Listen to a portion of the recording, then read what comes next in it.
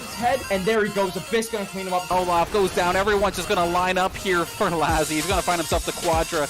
Give it to him. Pentakill. Priestley with the quad feet. Gets the ace. Available, just spin to win all over. That game was insane.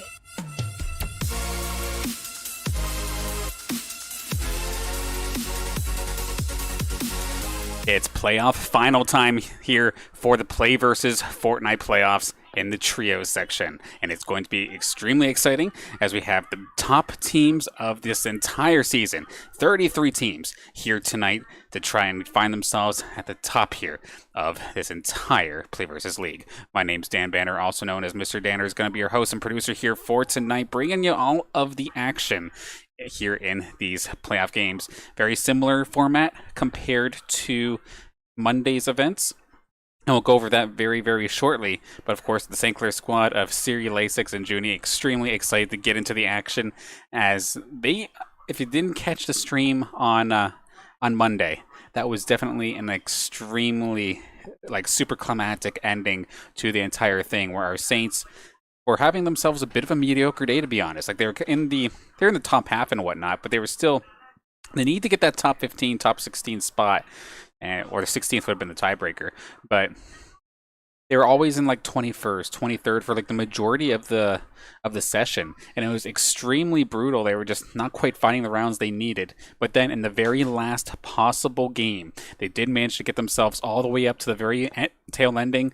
It was Laysix and Juneyy up against the one player, I think it was Mars, and unfortunately for the Saints, they ended up losing that 2v1. Mars that's from the University of Maryland. He shut us down there, and it was really nerve-wracking because it was a good game. The Saints got themselves an okay amount of eliminations, but there was just enough points there to squeak us into that 15th position to get us here into these playoffs and get into these games are just about to go on down. Now we have a little bit to talk about before we hop into the first game. Not a whole heck of a lot of time to do it, so bear with me as we are going to go flying through basically the format of how tonight is going to end up going down. Of course, if it's your first time joining us here for PlayVS Fortnite, basically we have up to 33 teams here in this final session, so that is 99 players in one game across multiple collegiate institutions. Players will have from here, so from 7:30 all the way up until 10:30 to complete the 6 games. All of the games are going to be run simultaneously, so that this lobby doesn't end up mixing up and that there's not the full lobby available. Everybody's going to be in every single game. You score points based off of your finishing position as well as your eliminations. Kind of see a little bit of the points breakdown there before, and that's every single position you go up, it would be a point in this case. So say if you're from 21st to 30th, you get a point every time you go up one. Break into the top 20, it's 2 points. Top 5, 3, and then of course you get the victory royale. You get yourself 5 additional bonus points on top of all of the other bonus points that you got during that session.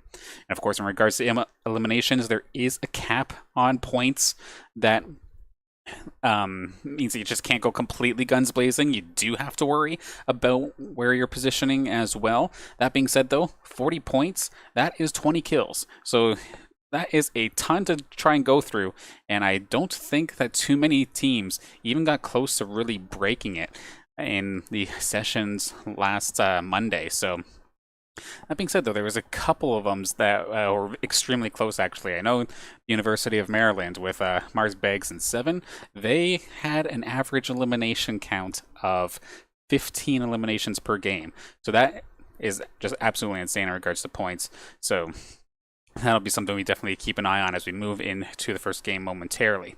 One thing that I wanted to point out, actually, though, we have something a little bit interesting before we hop into game 1.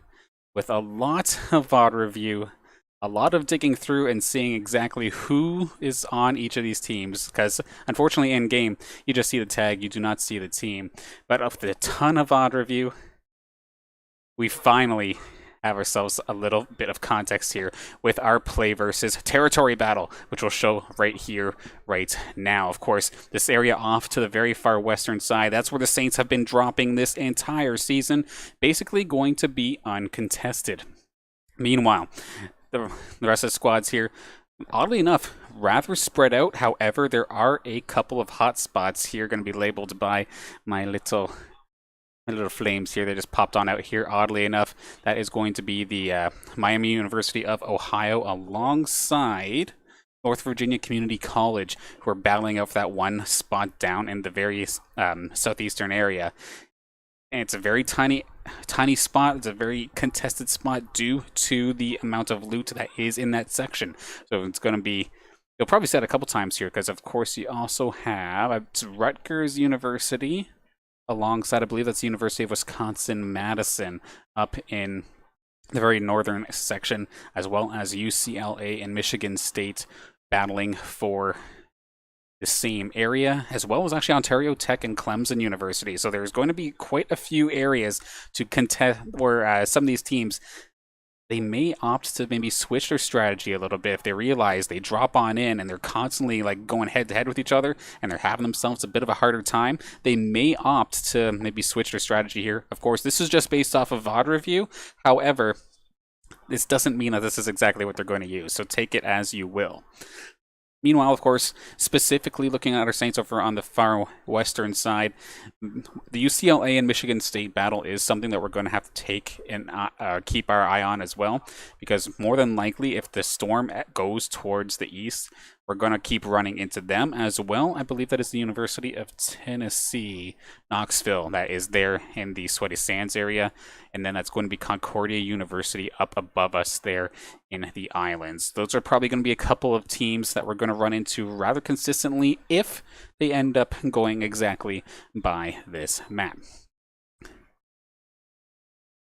That being said, though, we are getting ready to hop into the game. The moderators are just getting the queues all set up, and then we just have to wait for the delay itself to happen. So without too much additional delay, we're going to take this to a very, very quick break in a moment to get this matchup all set up. But definitely, again, looking forward to these matches. Fortnite has definitely been one of these games this season that has absolutely grown on me. And it's not necessarily that I didn't like Fortnite before. It was just always so hard to keep up with all the updates that was going on with this game. But now, kind of getting to watch a bunch of games back to back and able to kind of catch it all with like minimal changes.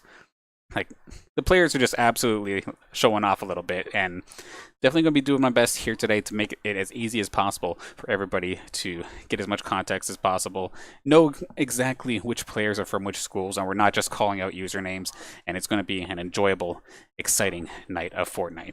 Without further ado, we'll take this to a very, very quick break. I will join you as soon as we drop out of the bus for game number 1.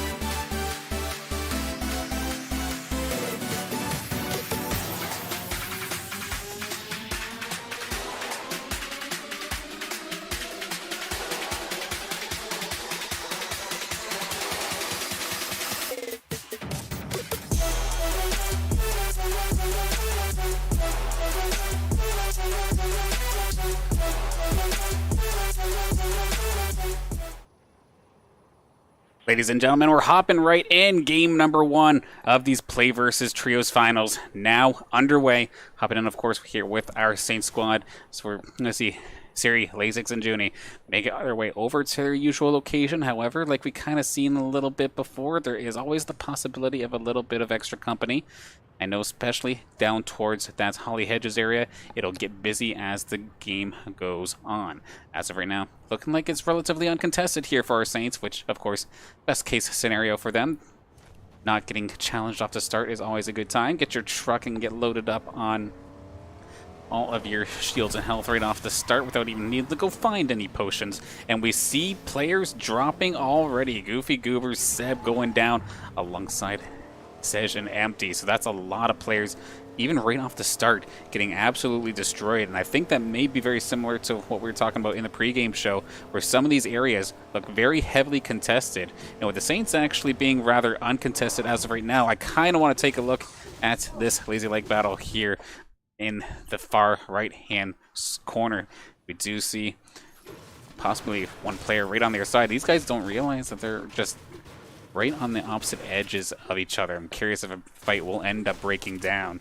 We have, of course, McComplex. Let's take a look and see where he is. Which squad is he from? McComplex again. Okay, so that's the Miami. Oh, okay, so this is the Miami University of Ohio and North Virginia squads, all right nearby, ready to rock as well. But they've actually been able to keep themselves kind of quiet. So quickly, let's take a look at our Saints once again here and see what's been going on here for Ciriuhs, Laysix, and Juneyy. Juney's A-OK. Laysix is getting some parts, it looks like, as well, for some possible crafting later on. And Ciriuhs is at Castle Griffin, or whatever we want to call this thing, because this castle might as well have our name on it, to say the least.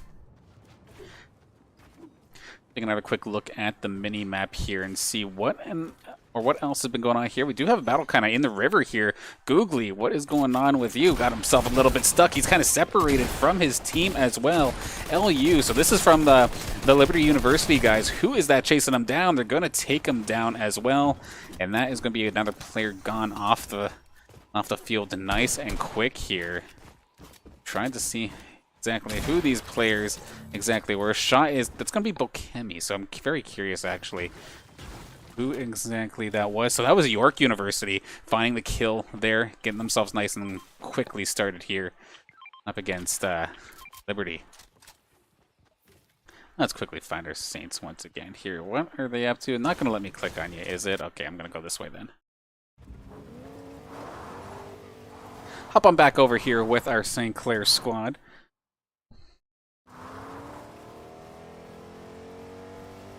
So 2 players already downed, or 2 teams rather, completely ousted before we even really get the chance to really get moving. One thing we can start doing, though, is taking a look at how the storm is going to affect things here for our St. Clair squad. Because as of right now, it's a bit of an awkward spot in regards to passing people. With it being down here in the southeastern area, down towards Lazy Lake, it is going to mean that our Saints have quite a far distance to actually make their way back into the safe zone. And they're going to have to go up against a couple other teams more than likely to do this, because the people over on the very, very far end here are going to double check it and see exactly who that is here. So it's Concordia all the way up in the Coral Castle area. They're going to have to make their move. That's going to be the University of Tennessee. Knoxville going to be making their move as well. And then which is this team here in the yellow? That is either UCLA or Michigan State. So definitely possible collision courses. You'll probably hear me bring that up a lot here in these matches here. Just what kind of possible engagements can we have early on? Because we all know that we're going to get ourselves engagements later on in the game once everything starts to really start getting squished down. However, what about in the meantime? What is the possible scenarios that could actually cut off a St. Clair late game push? And definitely these earlier engagements would definitely kind of slam the door on the Saints if they're not too careful.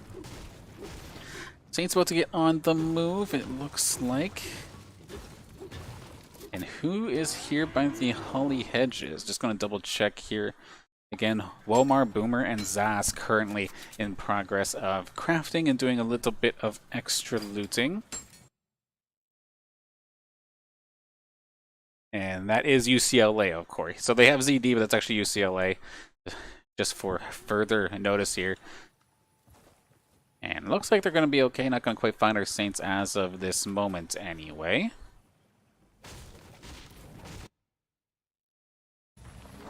Hop on through as we see Juneyy. He's got himself a truck, so of course one of the easiest ways to make sure you travel a bunch of distance, find yourself a vehicle of some sort. They'll be able to make their way over momentarily. Laysix has himself a vehicle, has Ciriuhs as well, so going to be able to drive on through. One of the players from UCLA could possibly get spotted. They're going to scout out this car without question.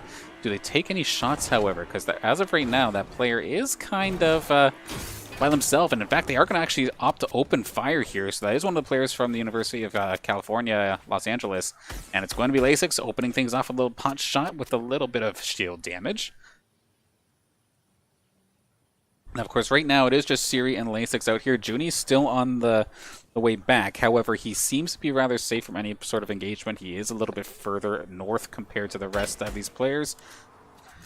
Laysix, of course, aggressive as always, ready to just take the shot, even if it seems a little bit improbable. But after what these guys did on Monday, I was saying that was improbable, impossible, and they shut me up and still make the playoffs anyway. So I'm never going to question these guys again.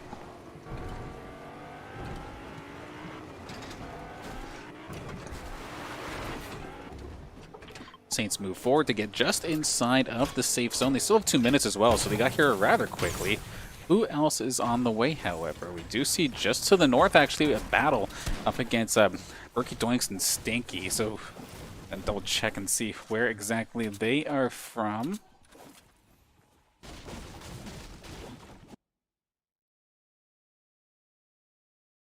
So this is Temple University here that was in the engagement with the team in the blue. Of course, we see on the mini-map the Saints are just kind of below this area. This very well could be an engagement that the Saints end up turning on in a few moments as well. Let's take a look at the blue side here in just a moment. So we got Dr. Duke, Mikahu, and Big Riv. That is Ashland University coming up just around the same area as the Saints. And since we see that they're going to really start kind of converging here, onto the Saints in just a second. Let's hop on over to our squad. Let's see, move on in just a little bit more forward. Looking to try and find themselves as centered as possible. Get that fort built up. And hopefully the storm is kind of in their benefits. We do see a couple players running from across the field here in the maroon.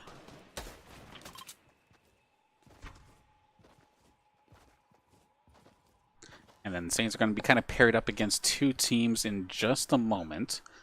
However, Saints in a good position in regards to the high ground. There is, of course, that building you do kind of see in the background that may make things a little bit difficult for them if they are not careful. So we quickly free cam it here and see who exactly do we have up here on the high ground that could possibly find the Saints in a rough spot if they are not careful.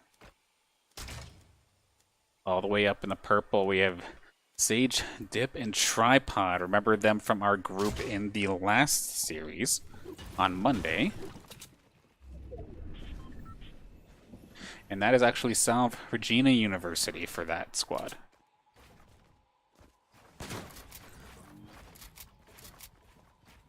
And Laysix actually, in the meantime, is... I thought he was on the hunt, but it's actually Ciriuhs in front of them there. That makes a lot more sense. Opted to get rid of the high ground. Maybe just felt a little bit too much pressure. Opt to try and squeak themselves a little bit closer, especially since the storm, of course, just kind of blindsided me there for a second, but it did not go in the Saints' favor at all. They have so much traveling to do, and there are so many players nearby as well. This is going to be very dangerous to try and traverse all the way into the safe zone. We see Ciriuhs, we see Laysix. Where's Juneyy? Okay, Juneyy is right there behind, so all Saints nice and close together at least. That being said, though, dead ahead here. Ciriuhs might have spotted it originally. There is still some players just ahead of him here. I like the idea there from Ciriuhs because he's not the only one, not the only team here that needs to try and make their way into the zone who are kind of caught out pretty far away, especially if only 50 seconds left.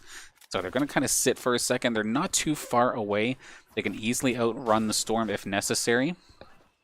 Maybe they can find themselves a straggler or two, get themselves a couple points in regards to eliminations.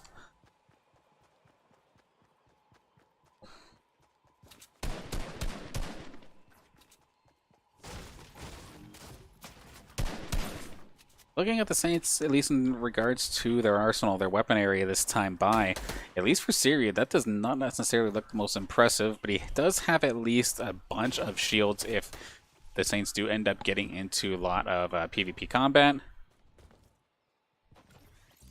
Juneyy looking a little bit well equipped, however. Close range distance, not too bad, just no bow and arrow for long range combat.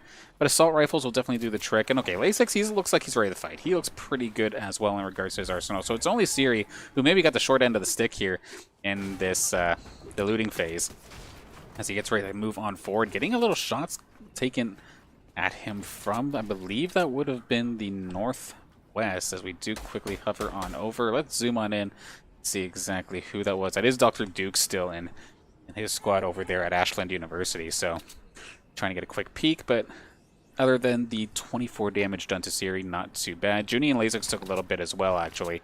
So a couple small shots here. A couple shots through the wall as well there. Good pressure from Ciriuhs onto the purple squad at the bottom. Of course, Saints are kind of fortified up. However, they are not in the safe zone still, so they're not going to be able to stay here. Using their cheaper resources for the most part. Just using the wood just to have kind of a temporary thing. And a nice little shot there from Laysix. Going to do a nice quick 56 damage onto the player on the far side. Again, from Ashland. So good shots there. Ashland is actually in a very rough spot. If we take a look at the mini-map, you can see them in the bottom left-hand corner, running right alongside the storm, try to make their way in. And if anything, I think the Saints are looking to actually cut them off. We'll see in just a second, actually, as soon as the server catches back up, exactly what ended up going down here. Look at them break into Misty Meadows. However, this is going to be a heavily contested area. Shots fired. Ciriuhs had himself to jump, but he's not going to quite find the shots he was looking for. Still not quite in the safe zone as of yet. Ciriuhs finds his opportunity, gets one quick shot for 33. Nice little poke, but going to have to eventually give this up and make the move. This is a very tough spot for St. Clair to end up being in, because they could be the ones on the outside looking in just a second. But Ciriuhs going to make sure that there is some sort of fort as soon as you walk on in. Just get into the safe zone and nothing more. Take a look free cam style in just a second. If it will let us. No, we are all the way out in like the middle of nowhere. So we're going to bring it right back over to our players and first-hand view, but who is right nearby. We have ourselves a couple teams. We have Ashland right next to us as the Saints are in the midst of loading up once again. Take a quick look again. Iconic is here with his squad. We have quickly, that's okay, it's Roy with them. It's Wilgo as well. We'll take a look and see exactly where those guys are from in just a second.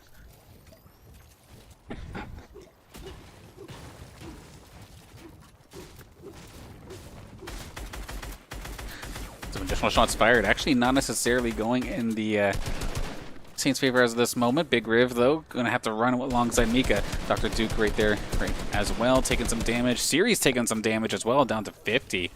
And the Saints are actually very low on shields, considering they all had so many. This battle is just not necessarily going into their favor. Now they're kind of point blank here with Ashland and with other teams right around the corner as well.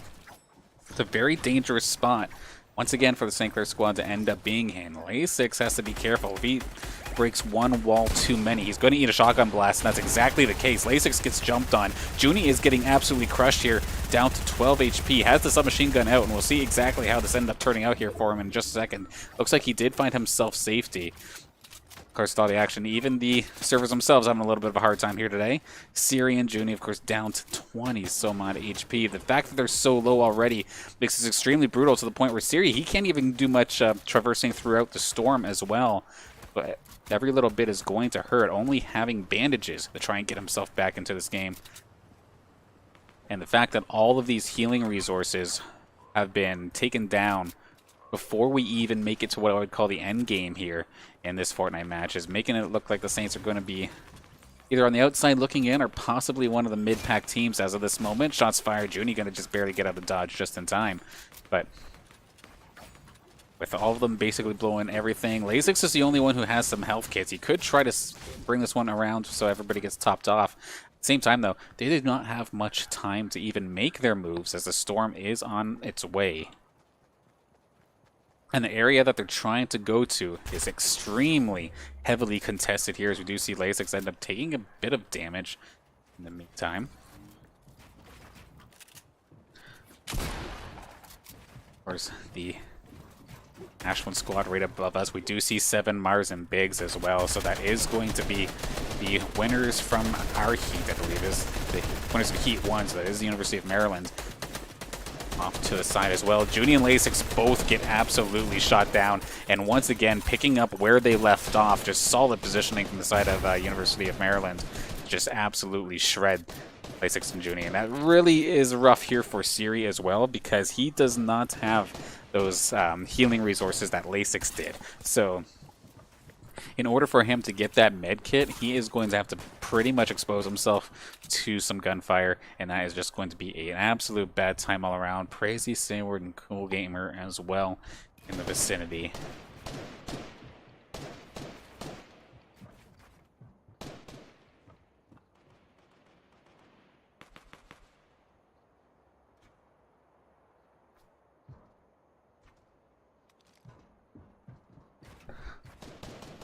And I do not blame Ciriuhs for just kind of taking his time here as of this moment. Well, let me sit back. Nope, we're still in the middle of nowhere in regards to the free camp. Still haven't learned to keep my camera attached to the players, interestingly enough. So we live and learn to continue to play here off of Ciriuhs' point of view. Gonna really have to see how leveled is his stealth in this game. We'll see momentarily. Trying to make his way forward. Jump cards are there, but I mean, he's not going to really want to do it. If he makes one wrong move, he is going to be face-to-face here with the University of Maryland, which, granted, University of Maryland also have to make a move due to the storm. They don't want to be too quick here, and again, it's going to be Ciriuhs going down, as Maryland is going to shut down the Saint squad. All take them down. Beggs getting himself all 3 of those eliminations. Definitely showing why they were first in our heat during the playoff sessions on Monday. And with that, Saints do drop out rather early. I believe they got 24th in this round in regards to their positioning, and I don't think they really got anything off of eliminations. So a rough start here for the Saints this time by.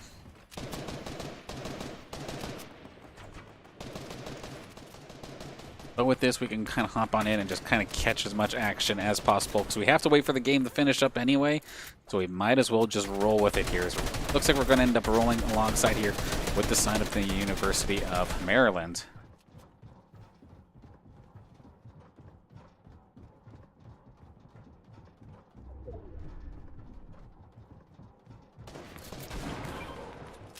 In regards to the actual storm position right here for themselves, this doesn't exactly work very well for Maryland. They've kind of got themselves a little bit stuck.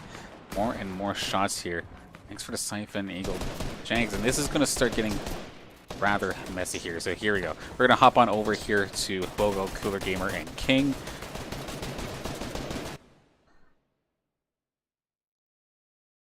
Okay, so this is another team that does start off usually rather near us towards the Sway Sand. So this is the University of Tennessee Knoxville, actually, kind of going up head-to-head here with Ashland and many more just in the nearby vicinity.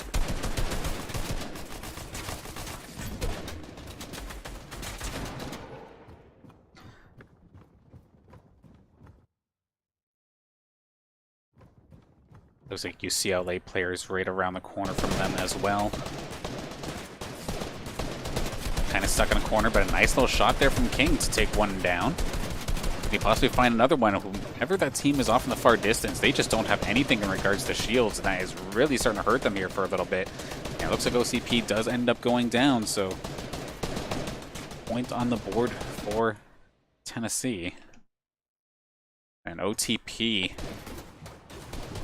See, and with X-Row, I believe, also going down, that should mean it's just Swayward left. However, it looks like Swayward actually goes on a little bit of a killing spree for himself as well, keeping his team in the game.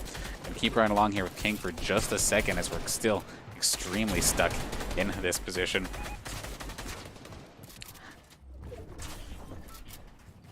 Let's see, one more time. Free cam, will you go with me? Yes, we will actually get ourselves back here. So there we go. I'll hop on in, try to get ourselves a better point of view. It looks like King does manage to find himself one elimination as well. And they end up picking off... Ooh, that was big if they end up taking down. You gotta take him out nice and quickly. Snowy and T-Jones here just on the inside of the storm. And this is where it's gonna start getting nasty real quick here for all of these players. As if it wasn't bad enough. Now that... all these forts basically mean nothing because the storm is just going to go right back to where it was in just a moment.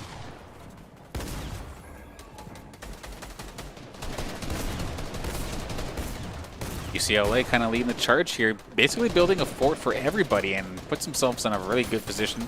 Meanwhile, the rest of the team's kind of on the low ground, really forcing themselves to try and make a play happen here. It's going to be Hush, Pozak, and Stendo leading it for the low ground side of things. There goes Wilgo as well. Elite, Connor, Gage, and Exceed, another set of players from our heat on Monday.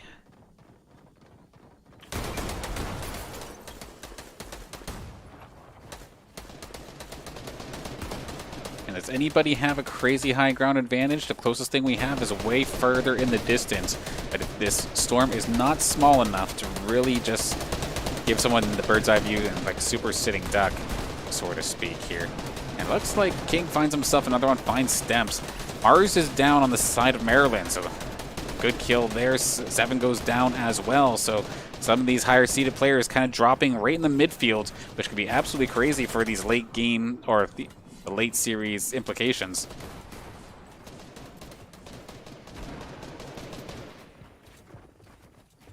And we're just basically running along the storm here. King finds himself another kill. The storm does take down Lucky, it looks like.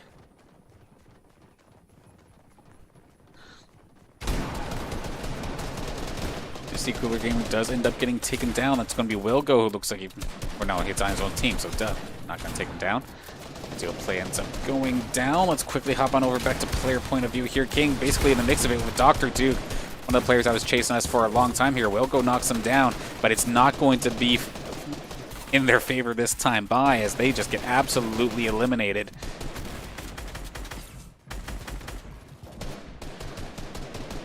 Gage, Connor, and Exceed here.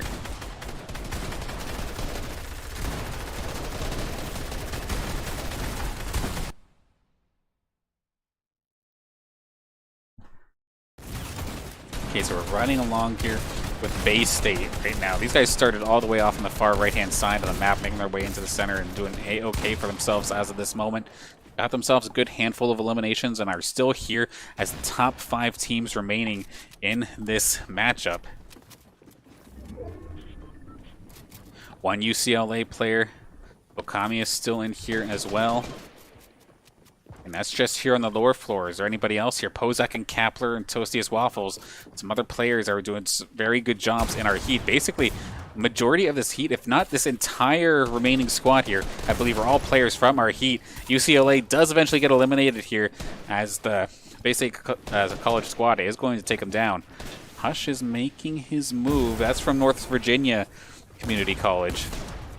The runner-ups in the other division, Heat 2. Kozak's still there alongside him. Gage opening fire. We're going to have ourselves a little bit of a low ground battle. Toastiest Waffles looking to make a dive play onto one of the players from the top rope, if you will. Right along here a little bit longer with Bay States. There's still 3 compared to the other squad, which I believe has 2. Toastiest Waffles and Kapler looking to make the play. However, I think that was a pretty decent damage done onto Kapler. And actually, it's going to be the 1v2 or 1-on-1 now, as it's just going to be up to Lee Connor as well as Kapler. Kapler with the dive bomb to finish the game and gets the victory for his team. And this is going to mean that's the University of Central Florida who are going to find victory royale in game number 1.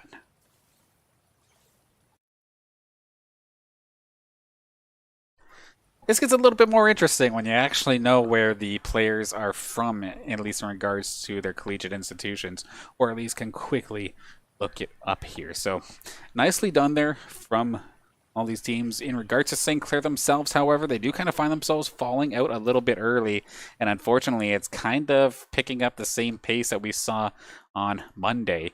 That being said, though, it's not about trying to just make it into a position this time by.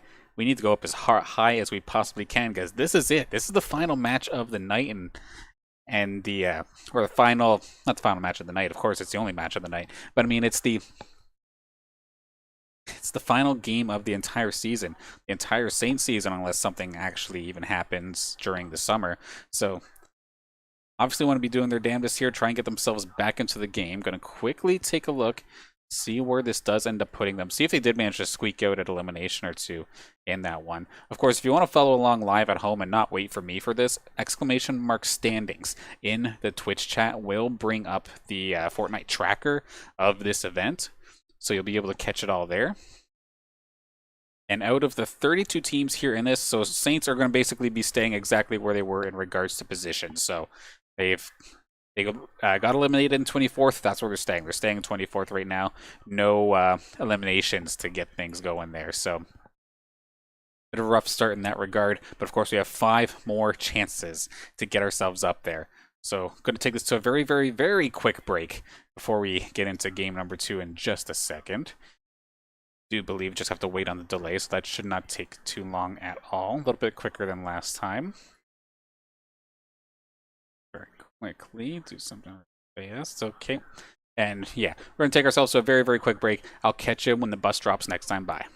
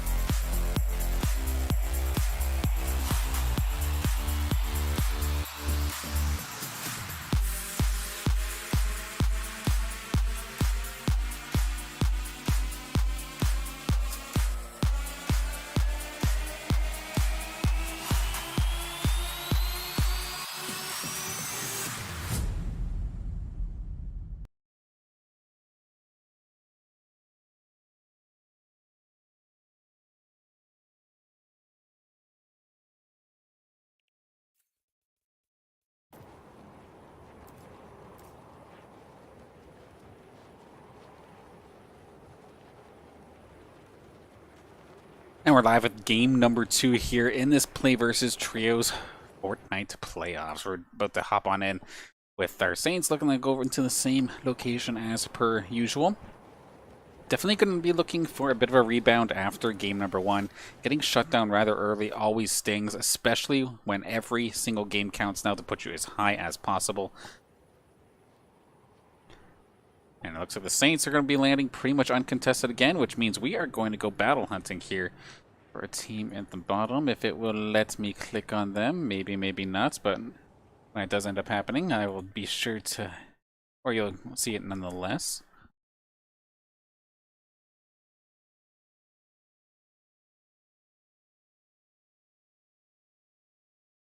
Of course, that being players from the side of UCLA and the side of Michigan State as well. We didn't really get to see a whole heck of a lot of Michigan State last time by. Kind of got shut down a little bit quickly. It looks like as of right now, down by the hedges, it seems a little bit quiet. Both of the teams just kind of taking their own sides of it and not really trying to deal with each other. At the same time, though, going to end up using resources pretty quickly, just in case. You don't want to get blasted right off the bat.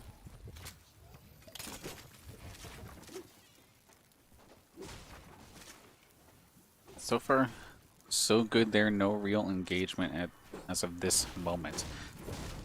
Meanwhile, taking a look at the rest of the map here and looking at the first storm location, it does not look too bad here for our St. Clair squad, as they do not have to move very far at all this time in order to make it into the safe zone. In fact, all these players here down Holly Hedges are basically safe already, so nice little perk there for them. We do have ourselves a bit of an outlier of sorts this time by, as we do have... Who is this up in the far end, actually, who's going off of their usual style of sorts, I believe. Okay, so we have Ciriuhs. Ciriuhs is from the University of Western Ontario, which, as per the sheet I have here, says they should not that they shouldn't be there, but they haven't been there at least in the last couple sessions, the last PlayVS heats that were on Monday. So, especially with Seb and Empty, they were eliminated extremely early, actually, in that last one. So, I don't blame them for trying to make a change.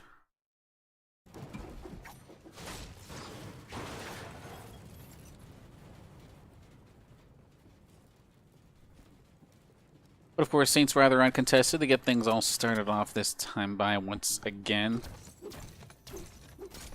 Digging all the treasure out by Griff Castle, or Castle Griffin.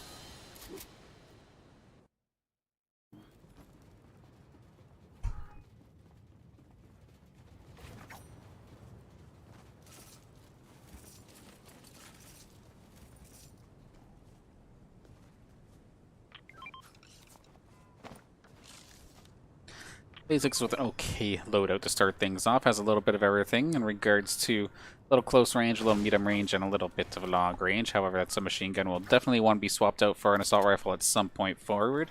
Taking a look at Juneyy. Of course, Juneyy not necessarily too afraid to use the SMG compared to some of the other players on this session.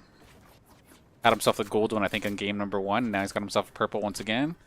And Ciriuhs, once again, find himself a bit of the short end of the stick here. Only a gray assault rifle alongside a couple greens in regards to the shotgun and the arrow. So, I mean, he can find engagements, but he's not going to be hitting very hard compared to some of these other players.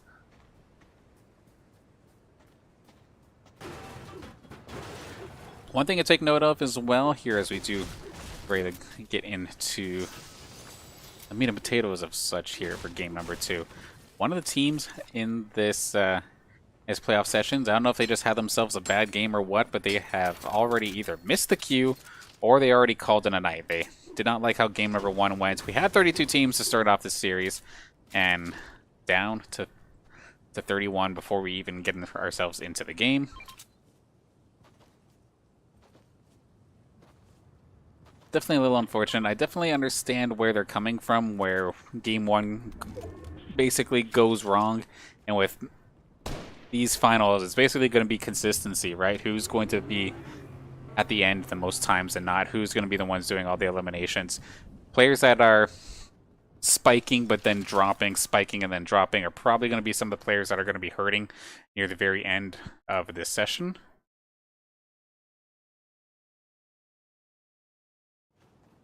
I still like seeing players try to at least finish it up nonetheless. Now we do see from the south, Saints are getting peppered already. Ciriuhs going to be forced to chug that potion already. Laysix taking a little bit of heat as well from the south. We see in the green just up ahead here. Oompst is in that area. Not going to let me click, but we're going to see some shots fired here towards the players.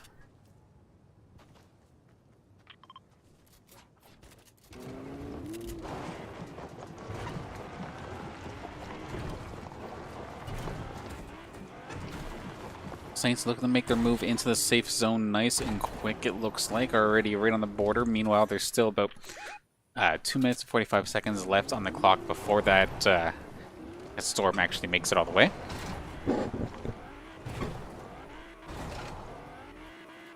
And sure enough, the Saints will be moving towards the Holly Hedges side of things.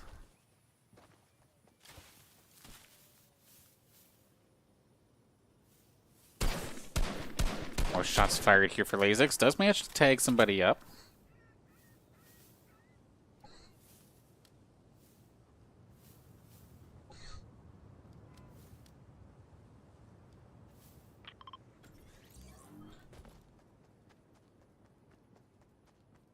Saints definitely taking their time of sorts here, and they can definitely do that. It's still 2 minutes before the storm even gets anywhere close to them.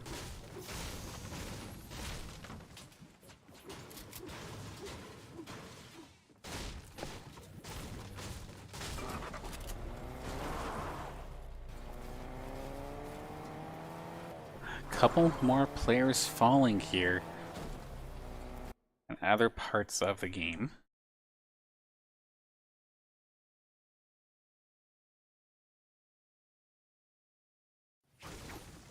And with Dr. Duke going down, that's going to be Ashland already hurting a little bit here. Not completely eliminated, but losing a couple members already. Definitely going to sting for them. But of course, that's one of the benefits of it being trios. You just need one player to make it to the end in order to get yourself points for your team based off positioning. Because of course, it does not matter how many players make it to the end, or as long as there's somebody who makes it. We have shots fired from the outside. This is going to be Laysix just trying to destroy a car, so a little bit of a false alarm here. Just going to be quickly gathering up some parts. Saints into the safe zone and pretty well uncontested as of right now, so far so good in that regard.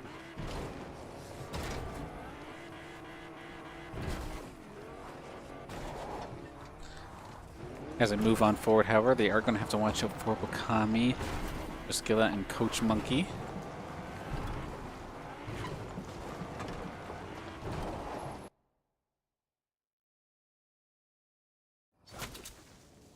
Of course, our fellow Canadian rivals there over at York University.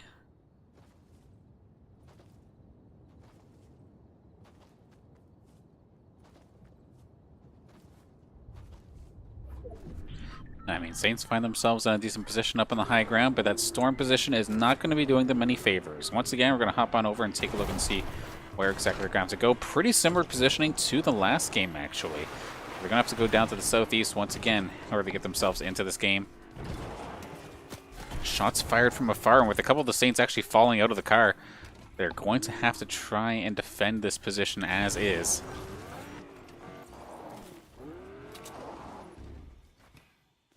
I believe it's still the squad over at York taking those shots. More teams on the way though to converge onto these Weeping Woods. See who's that in the blue just up ahead here? Mikahu is rare. We have a couple other teams coming from the streets as well, so Saints may not know what's about to hit them here in just a moment if they are not careful. As long as they're kind of making their moves through the the buildings, through the parking lots, and through all these like kind of closed off areas. They probably won't get spotted out too quickly. However, there's going to be a lot of eyes on this area, especially right around the border of the safe zone, as we do see a couple wolves making things a little bit interesting there for the Saints. The meat, of course, of these wolves being a fantastic healing item.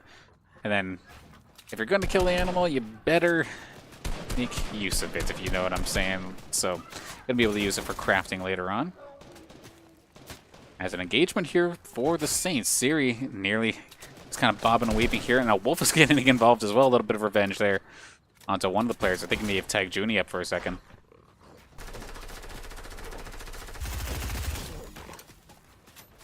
No more fun for Mr. Wolf this time by, and the Saints are going to try and retreat as this Storm's about to shrink on in. Granted, they are in the safe zone, so they don't have to make a move necessarily, but there is another team coming from the top side there. Who is this? That's going to be Berkeyfin and Doinks. That's going to be Temple University making their way from the top. Of course, starting off from the northern sides. Laysix gets himself a good position to try and get the jump off. It may have been a little bit wiser to try and wait for everybody to shoot at the target at the same time, because he tagged them for 2, but then by the time the rest of the reinforcements started taking shots, they were not able to do it. That one player is going to end up making a run for the hills here, but is not going to get tagged up, at least by Laysix anyway. A little bit of a sniper tower here for the Saints. Ciriuhs still just on the scouting run, keeping himself rather safe up here on this high ground.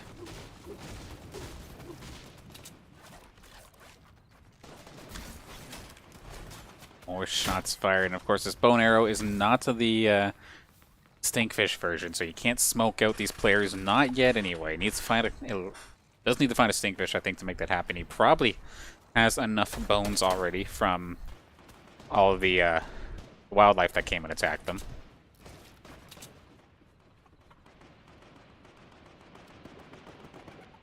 A couple players coming in from the south as well. Cooler Gamer. And that squad already has a couple of eliminations to their name as well. Ciriuhs, shots fired. Not going to make contact as of yet. Sleevetron going to take care of control, it looks like, elsewhere. So one of the members of Johns Hopkins University going to be going down nice and quick into this game. I say nice and quick. I know it's been a couple minutes into this game, but there's still 30 teams alive. So it's still extremely early, as we do see Ciriuhs in a point-blank battle here with MCore. Does have Lucky there as well. Now, Juneyy and Laysix, thankfully, there for the Saints, are all pretty much within the same arm's length of sorts. Just kind of all in their own sections. So MCore and Lucky, that's from the University of Wisconsin-Madison, placing 4th in their playoff heat earlier on Monday. And one of my favorite usernames, Derpy, is fishing, but he has gone down as well.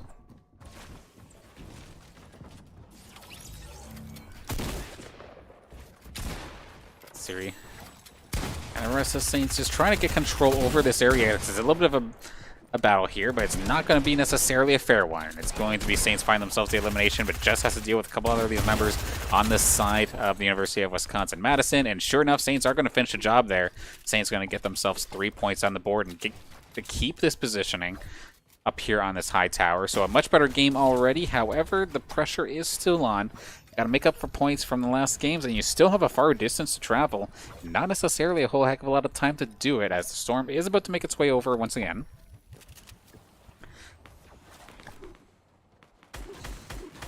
It seems to have been basically a tale of the tape for Monday as well. Every single game that the Saints were playing, of the 6, I think 5 made it so that every single time the Storm changed locations, they had to run like maximum distance. There may have been one game where they built a fort and they were actually able to stay in it. Meanwhile, Laysix, he's just going to sit in the open and pop some shots over at a team over on the far side. And granted, he is going to be able to get some shield damage. And surprisingly, no return fire. He would have been a sitting duck in that situation. In fact, finally some returning fire, but from a completely different squad from behind. Saints are kind of in the middle of 7 teams as of this moment, so they have to be extremely careful.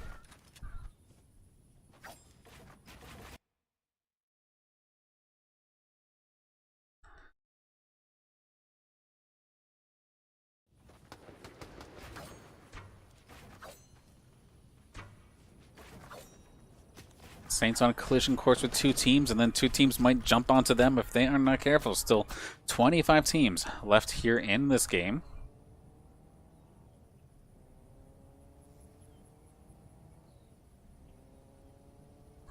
And then don't worry, everyone. Anytime the thing pauses, that isn't your computer. That is just Fortnite servers trying to catch back up. Of course, we are on a bit of a delay.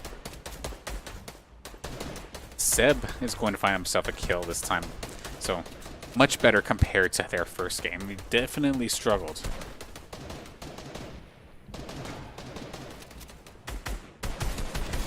Some good shots from Laysix. Does get the knockdown. Can he finish the job? In fact, is going to be able to do so as Juneyy is going to finish off. That's 29 swerved. One of the players I was given a hard time on Monday. They do make it into this game themselves, but it's going to be Saints shutting them down again. But the third time in a row, we've been able to get the jump onto them.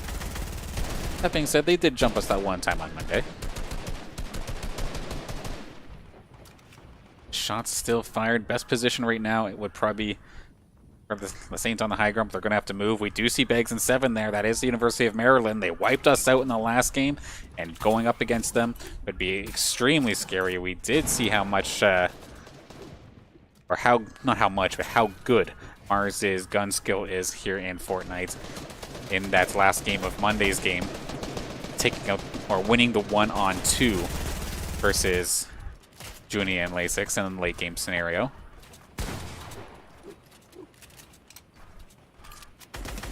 Iconic Prezi, they're going to get themselves a little bit exposed, going to blast them away. Laysix looking to finish a job, however, leaving himself open. Ciriuhs and Laysix are going to find themselves 2 kills. A much better game here this time for the Saints, even if they end up going down now. That being said, though, want to go as far as possible. The juicy points are still probably just about 2 to 3 minutes away. Just got to hang on in there.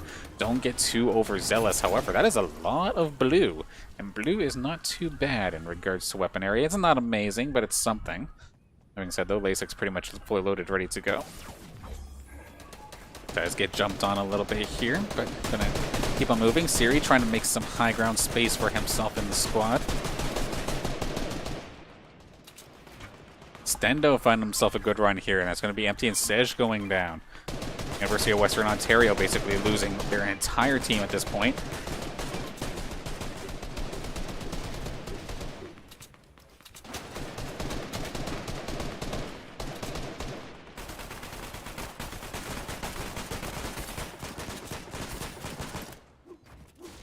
Ideal play going down. I believe that is it for the Miami University of Ohio for now anyway. As we see, we're going to get really, really messy. That is a lot of players within a small little space, and it's only going to get smaller, of course, as this game keeps on pushing forward.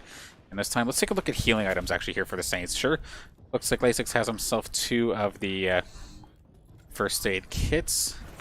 Juneyy has shields, but no healing in regards to green health, and same thing there with Ciriuhs. So Laysix, I feel like, is probably in the best situation for a possible late game push, unless the Saints can manage to find themselves a couple more eliminations, find themselves some more healing items in that way.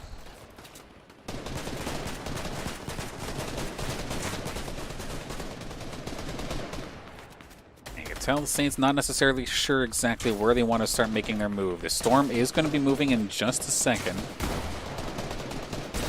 They have a little bit of distance to go here. Supply packages coming in too. It's another possibility in regards to some healing items, but that is so risky to go for. I don't think the Saints are going to do it. Probably wise, you don't just dive towards the cornucopia. That gas is going to make things extremely difficult, especially since it just completely ignores your shield and just eats away at your health.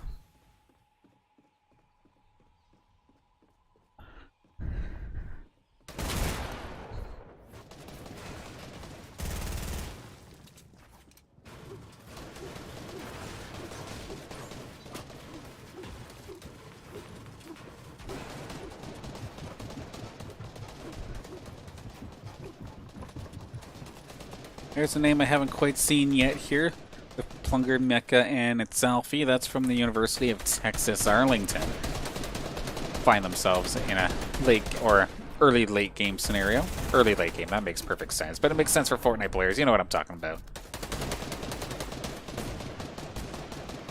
And okay, here we go. So Laysix starting to pass around some of these health kits. They want to make sure that they're in perfect fighting fit for this next scenario coming up. They heal up real quick. Let's take a look and see what we have in the vicinity. Exceed and Elite Connor right around the corner as well, alongside the York University squad. Smarty and Crispy, haven't seen them for a little while. However, had themselves a fantastic run on Monday. Ciriuhs right around the corner from possibly dealing with them. Laysix and it's about to run into the University of Maryland there with Bags, Mars, and Seven. Definitely a squad you do not want to mess with right now. Back and forth battle here now between the Saints and Elite Connor.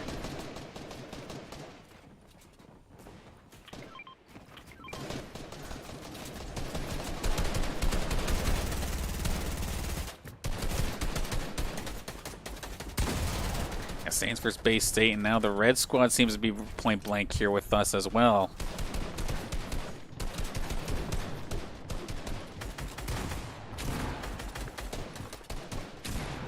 Stinky Farts was near us, but it looks like he is going to get blasted down by Jaskella. Now this is definitely nerve-wracking. We're going to get ourselves a massive leg spec, and we're going to go right into a battle, considering how point blank these teams are, fighting for this tiny space. Laysix getting smoked in regards to the storm, and he does not heal in time. He will end up going down. Had one of the meat on it, or the one meat as well. Could have healed his way through, but just could not tank it out this time by. So Laysix will get dropped. That being said, though, Saints in regards to positioning, much better this time. 10 teams still left in this game. 27 players total. Oh, they try to get the jump on the Bags, and it's going to be the... How does Bags do this? Seven with the perfect turn and burn onto the Saints. It's not going to be without casualty, however, as Mars does end up going down. The Bags, he got jumped by two of the Saints point blank with shotguns, but Seven turning around and saving his bacon, just going to keep him itself in the game. Crazy teamwork from the side of the University of Maryland as they continue to push forward for possibly a victory royale here in this matchup. But still, in regards to the Saints, so there's a top 10 finish, so definitely a way better game. Going to shoot themselves up into the points, into the rankings a little bit better compared to last time by. As we see most of the action right here, dead center. Somebody just spilled their guts of sorts. Loot all over the ground, and these teams are going to fight for it. Right along with Bay State. They're about to make their way towards University of Maryland. Sergeant Sash is going to be putting himself in a bit of a rough spot. And he's going to get taken down. Seven's going to get jumped on, though. Beautiful job there from the side of Bay State to take down one of the heavy favorites. 6 teams left to go.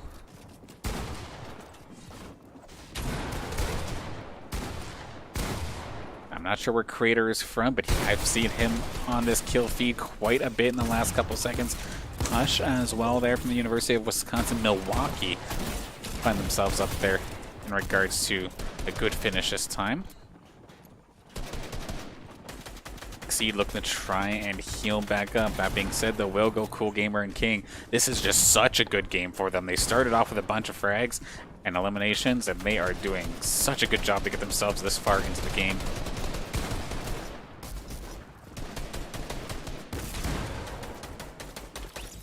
More teams, 3 teams left now as Crater is eventually going to finally go down.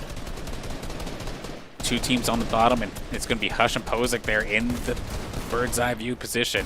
Best case scenario there from them. Hush is going to start making his way down. Can he finish the job? Him and engage Stendo. Point blank there. Nice little shot from King, though. We've seen from our ride along a little bit earlier with King. Definitely a very good gun skill player. 2 teams left to go. Just a matter of dealing with this squad on the bottom, and all 3 members, they're jumping on in. Cooler Gamer's already down. Where's King? He gets taken down as well. The Will Go goes down, and that means there's only 1 team left to go, and that is going to be Hush Pozic. And where did he go? Must have just disappeared, I believe. That might have been Stendo taking Victory Royale here in game number 2. That is going to be the North Virginia Community College. They're going to be taking victory here in the second round. Of course, the second seeds from Heat 2 coming in clutch and showing why they were placed so high in their playoff heat.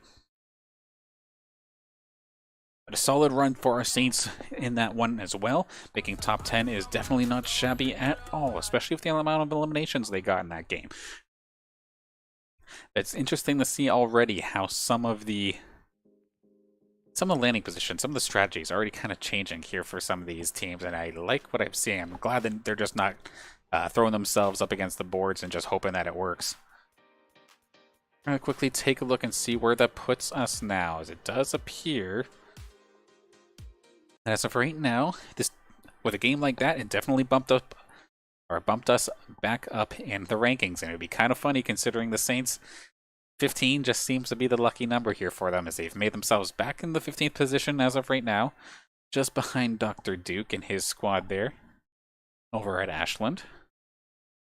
Let's take a look and see who's leading this as of right now. So with that one, which is interesting too, because I feel like Elite Connor, I guess they're in the top 5. So yeah, they did very good as well. So that means Bay State College, which isn't even necessarily a favorite right now. They were 5, 6, 7. They were 9th in our heats during the playoffs. One of the squads, they did really good. They got a victory royale in game 1 of the playoff heats, but then they kind of fell off from there. That being said, though, with a start like what they've had so far, they can keep this up. It'd be an absolute upset if Bay State can make the run there.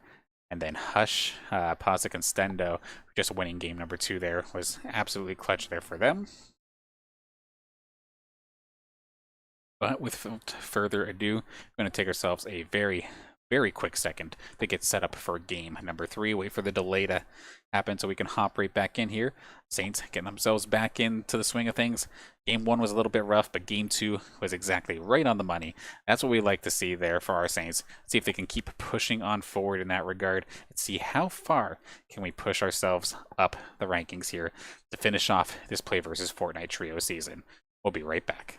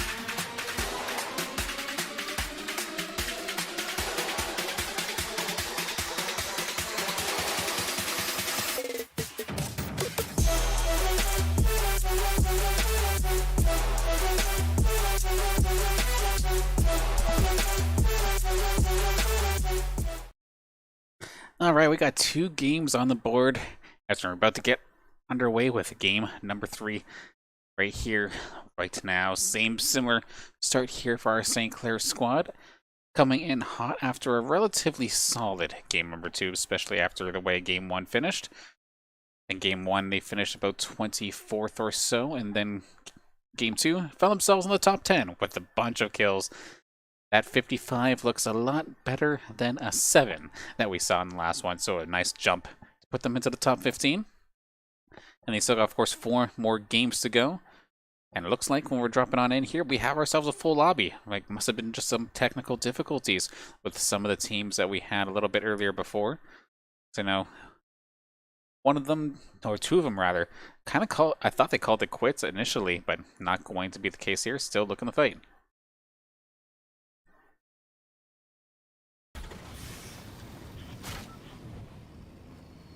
A nice quiet start once again here for the St. Clair squad. To be expected considering the map that we saw a little bit earlier. However, we have ourselves some early engagements. And oh goodness, hallelujah, we actually have ourselves a storm that is going to require the Saints to not have to move an inch. Best case scenario here for them to possibly get nice and set up for a early fort.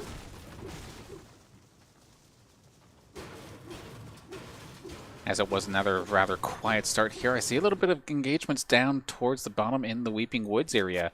And this is going to be one of the teams actually that had themselves kind of stuck early in regards to the technical difficulties. Brolic Preston here, Woody and Ace Hunter getting blasted already. This is Michigan State University. As you can see off just to the left-hand side of their name tag with the yellow 2. That means they've only had 2 points so far in this entire series across the 2 games, because of course they weren't able to make that one, so that definitely hurts. And it almost looks like they are going to even get into an even worse scenario here, as they nearly got jumped on. However, this might turn into a boon for them if they can manage to take care of Tripod, who found himself a little bit overextended. However, there's going to be one going down. Tripod and Sage, they come in clutch, and that is absolutely catastrophic here for the side of Michigan State University. That is brutal. All 3 members getting taken down. Tripod with the perfect timing there to get... No, Tripod was on the defense, and Sage came in clutch to help out his partner. Beautifully done.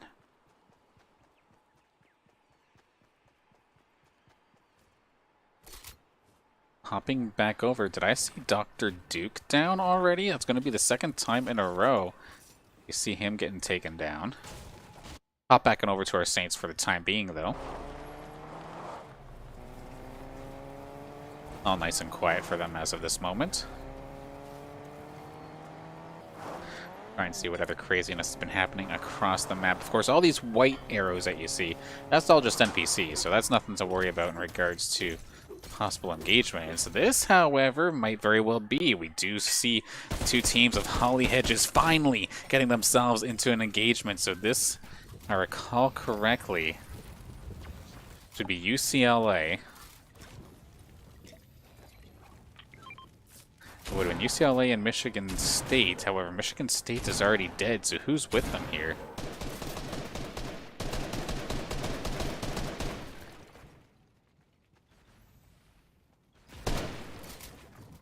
It would be Miami University of Ohio, which that's kind of interesting. Miami finally opting against their usual landing spot, and have actually basically made it a 3-way battle towards Holly Hedges, considering it would have been UCLA, Miami, as well as Michigan State University, all fighting for the Holly Hedges.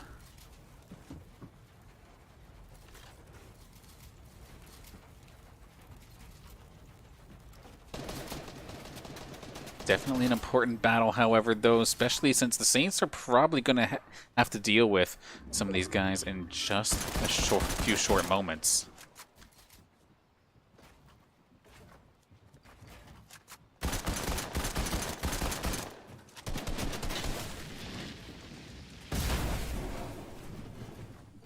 Looks like it's going to end up being a 3-on-2 in the favor of UCLA. However, some shots have been fired into the UCLA squad. We can kind of keep track of their health bars here for just a moment here on our screen. And Zas is going to go down. That's going to turn this into a 2v2. Nicely done there from Miami University of Ohio. They take Boomer down too. They might be able to actually completely turn this around. Huge play here for Miami University of Ohio. They switch their location and absolutely crush it, giving them full control. That being said, a new challenger approaches here in the blue. Ideal Play is in scouting mode, ready to take a pot shot there with that hunting rifle. Who do we have over here? Tabchi, Asian, and Fej. A couple of names I haven't quite seen so far here in tonight's matchup. We'll try and take a look and see where they're from in just a moment. But in the meantime, Saints, where are you all at?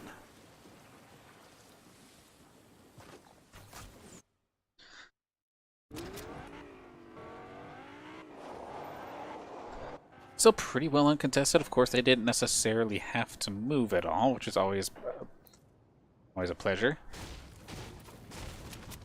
And that's actually kind of interesting. So that squad that we did see over down by Holly Hedges that just made their move, that was McMaster University. And McMaster, they very well could have changed their starting strategy as well, considering I do not see a world where they go from the very, very bottom, like the very, very southeastern side of the map, all the way to where Holly Hedges is, unless they just found a car and just gunned it within the first couple of seconds. So they must have switched things up a little bit.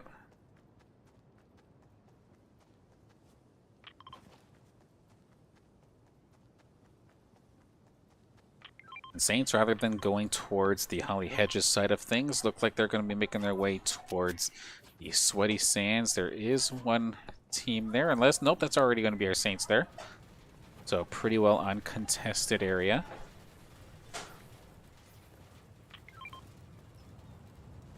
Hardly even looks looted, to be fair.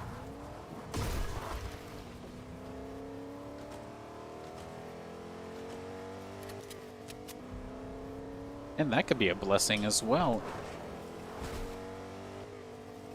Just down to the south, there is a supply package available. I do see, I believe that's Juneyy kind of scouting it out, trying to see if anybody else is nearby. There wasn't initially, however, the closer we get to this of that blue team, if that is McMaster, could have eyes on it.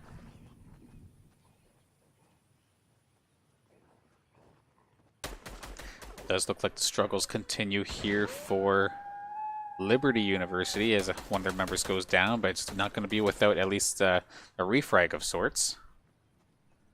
Stinky Farts and Doinks. So it's Temple University and Liberty kind of going at it back and forth, it looks like.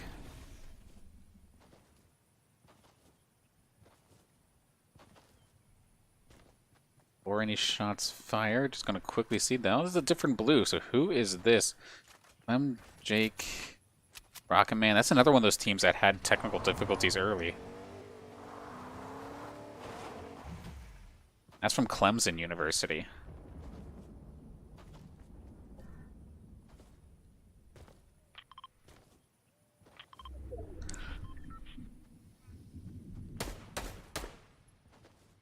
I see some shots fired. Juneyy took a little bit of shield damage, I do believe. He is right up front.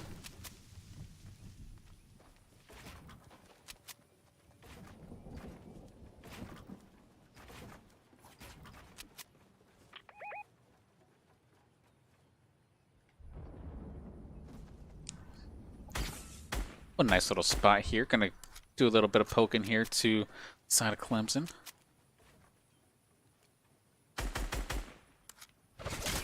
A bit of a flank, however, off to the side. Who do we have coming here? So that is going to be Wilgo, Cooler Gamer, and King. Again, another one of those teams, another one of those players that we've seen how strong they are in regards to gun skills. So taking a fight with them would definitely be kind of scary here for Saints squad.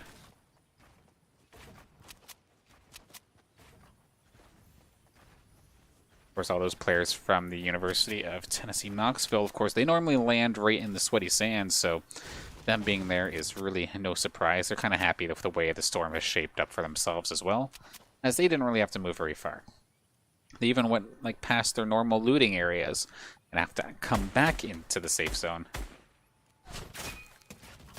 Juneyy nearly getting himself A little bit of shots taken out of him near that Holly Hedges area. That continues to be a very hotly contested area. It does appear that 3 teams all battling in that spot. Juney's going to heal up, and while the healing is going down, I think we're going to try and see if we can hop on down here to a battle currently in progress, right like within the vicinity of where Saints will eventually be. So we have Seb, Sej, and Empty. These guys had a rough start, to say the least, but like a rough start in regards to game number 1. Trying to make it back here.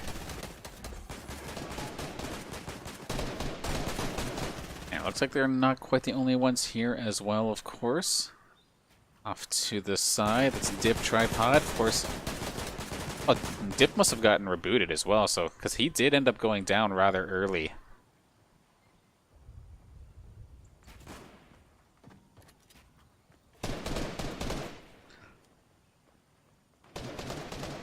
And with this battle going on, one thing that you may have noticed just in the very top of the mini-map, you can kind of see the outlines out in the distance, but the Saints are coming in on this.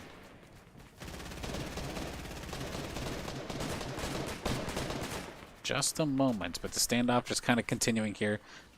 A lot of resources blown, but at least if the storm is going in their favor, they're not going to necessarily be in too painful of a position. You can see some players kind of hopping in the background there. Hop on over to them right now, because that, of course, is our Saints making their way over.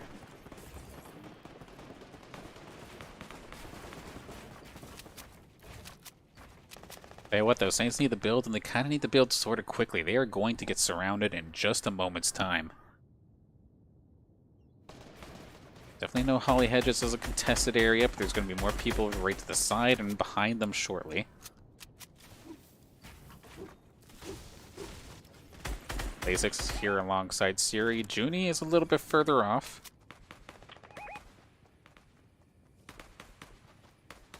Doesn't look like anybody's going to be able to spot him out or tag him from behind. Looks like it's kind of quieted down a little bit, so should be able to make it back just fine. Back and forth kind of continues here. Some shield damage back and forth. Storm location. Prime position here for the Saints once again. Not going to have to move in the slightest. Anytime the Saints get to have some fun and kind of just pick off stragglers, that's always a good time.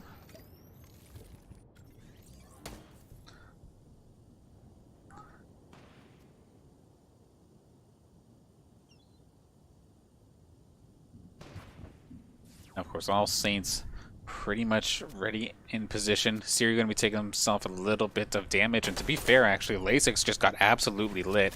Do not know exactly what happened to him here, but if the high ground is going to say anything, I think he may have gotten a shot from the skies above. In fact, he can't even tuck inside without worrying about getting picked off here. He's down to 20, and he's realized his mistake. He's going to get shot down. Asian going to take care of him.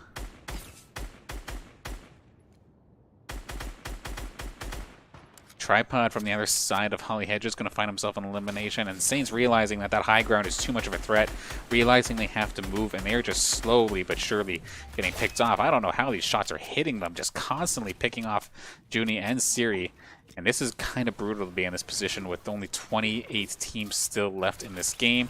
They are going to get picked off pretty well out of nowhere, and that is a brutal turn of events here for the Saints as they just straight up die. 28th.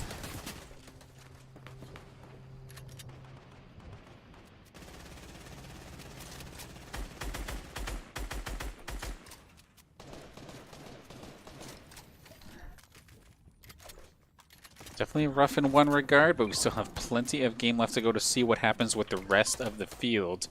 We do see the McMaster squad off in this building as well still. Over here, a couple other players that we haven't really gotten the opportunity to really take a look at as of the last couple of games. This is Billy Speedster and Mackle from the side of Carnegie Mellon University. Up against the battle with the Rocket Man himself. They're from Clemson. Will Go King Cooler Gamer, we saw them earlier, of course.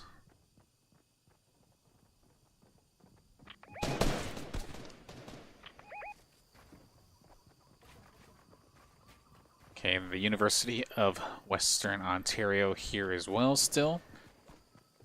Good positions, but let's take a look at some of these teams that are kind of straggling into this location right now. We do see, of course, we'll go ready and looking to try and pick off some of these teams as the storm closes in more and more. A couple of stragglers going to get eaten up by the storm in a second. Stamsluck Game Accord trying to make the run. And who's off to the side? We'll do a perimeter check of sorts. Ranster, Twins. We have ourselves... Oh, Coach Monkey's in here as well alongside. I think it's the York squad.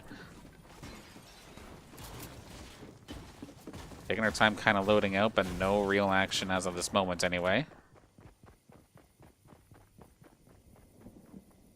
Just another minute before things start getting a little bit messier as well. Gage going to find Derpy is fishing, so that's going to finish off that squad.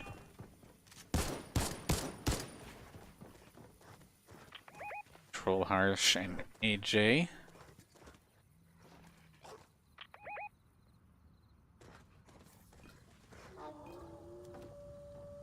And that's basically your perimeter check here for now. Tripod going nuts on the one side, and Twins does finally get eliminated right next to where we were looking. We'll run along with a couple of stragglers here. Who we got right behind, actually, as well. A couple shots being fired. One lone player, or no, a couple players off on that side there. Running alongside York as they're trying to deal with all these teams shooting at them from the high ground. Rotten Tomatoes, Sleaze, Electronics all here as well, and these teams are going to make it safe for the time being.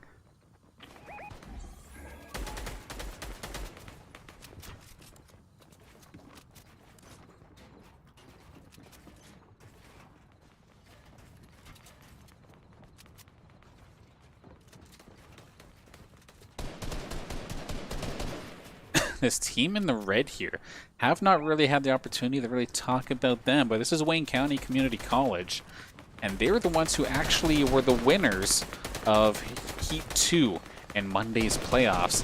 That being said, though, unless they've had themselves a bit of a quiet, like, uneventful run, I don't remember really, like, seeing them or talking about them at all, really, to start things off here. Now they're going up against York, and I'm sure they have to be a very strong squad in their own right to have gotten here in the first place. Back and forth kind of continues between these two squads.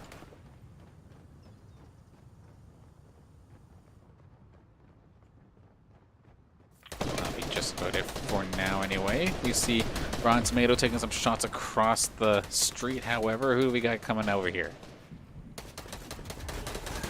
There's Speedy Jelly, and we also have the side of McMaster here as well. Siege, Gage, Honor all here.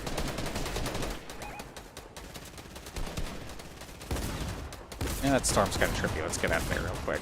We do have a bit of a battle. We're going to quickly hop on in here with Tab, Fidge, and Cheater Asia. And these were one of the guys who are kind of giving us a hard time earlier in this round.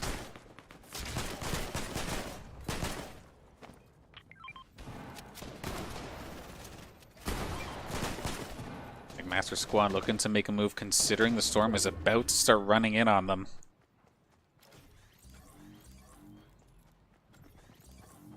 Take a moment while this is frozen to try and get our camera back into position here.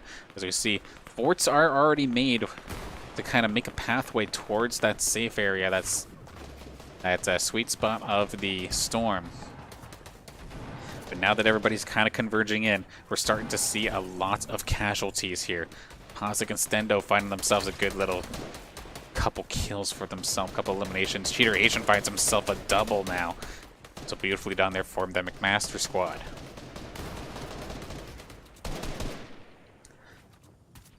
And look at that, the University of Maryland in the high ground. Eggs just basically making himself a sky tower. Nobody really contesting him right now.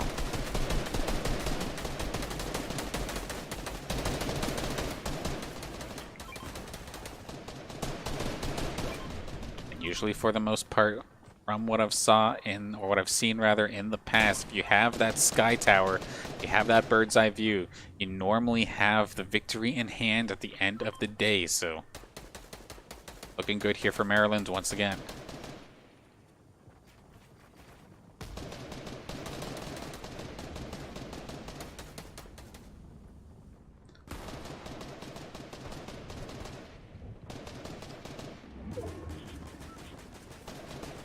Siphon, Check-ins, and Eagle. That is all members from the University of Houston.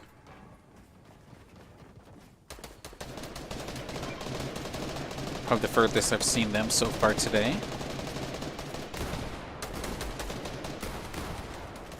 The Check-ins kind of leading basically the entire field in regards to trying to stay along the storm. That being said, though, you can kind of see bags from the top side, or from the top rather. Anytime somebody tries to really start moving out, he's just peppering their walls instantly, just making it so uncomfortable for them to move on forward. And sure enough, that is going to lead to a couple of the other numbers going down. That means that Check-ins is going to be the only one left there for Houston. Stendo and Pozic, however, from North Virginia Community College, all three of them nice together in position of the storm. Going to keep on moving as of this moment, but it does not matter. They're in good position. Harsh is here, kind of lone wolfing it here for his squad. Jelly lone wolfing it alongside the complex as well. 10 teams left, but there are a lot of lone wolves here. At least Steve Gremlin is there to kind of back up McComplex as well. Elite Connor is going to get blasted here by Tab, so it's going to be another one for McMaster.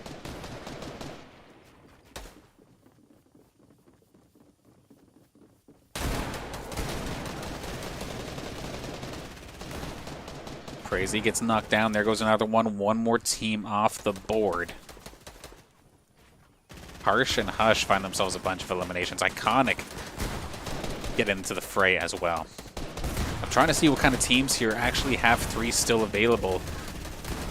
With some of the, like, the off-whites here making things a little bit confusing, to say the least. But we still have all 3 here. AJ Harsh and squad here. Cheater Asian does eventually get knocked down. He is going to be taken down by McComplex. Miami University of Ohio find themselves another good game in regards to eliminations and as well as regards to their finishing position. But this is the annoying part. All these teams, they're battling out and just trying to fight amongst each other, but nobody is dealing with the University of Maryland up in the high ground here, just absolutely shredding these teams, or just shredding these teams rather, over time. The complex is down. He is going to get taken down. Pozic goes down as well. Harsh is knocked out. Control looking for the save. Not going to happen. 3 teams left to go. Pozic does go down.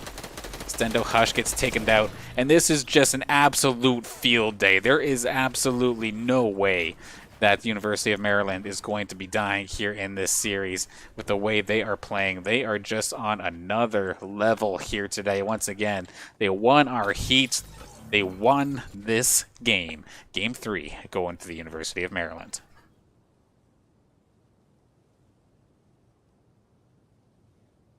Nobody can contest these guys up in the high ground. It's just absolutely brutal. All these teams like battling it out at each other, just so focused on exactly what's in front of them, which I mean, it's so hard to do with all these forts to kind of deal with.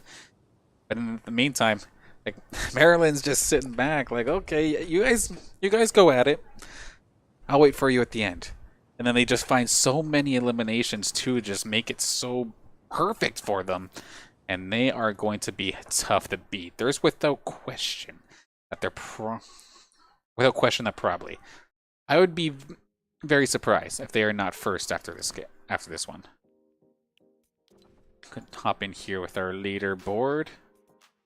And oddly enough, I am still wrong. We'll take a look at our standings here in just the brief second, actually. Still a lot more to meet the eye here in these Fortnite playoffs because they're not even second. We have, of course, Beggs, Mars, and 7. They are the ones at the very tail end there, so that's Maryland. They're in 4th with 153 points, but still leading a charge. Yet another high elimination, high finishing game here. Stendo, Hush, and Pozic on the side of North Virginia Community College. They are leading the charge after game number 3. Elite Connor and Exceed rather, continuing the strong work after another solid run in their own right. Bay State College there.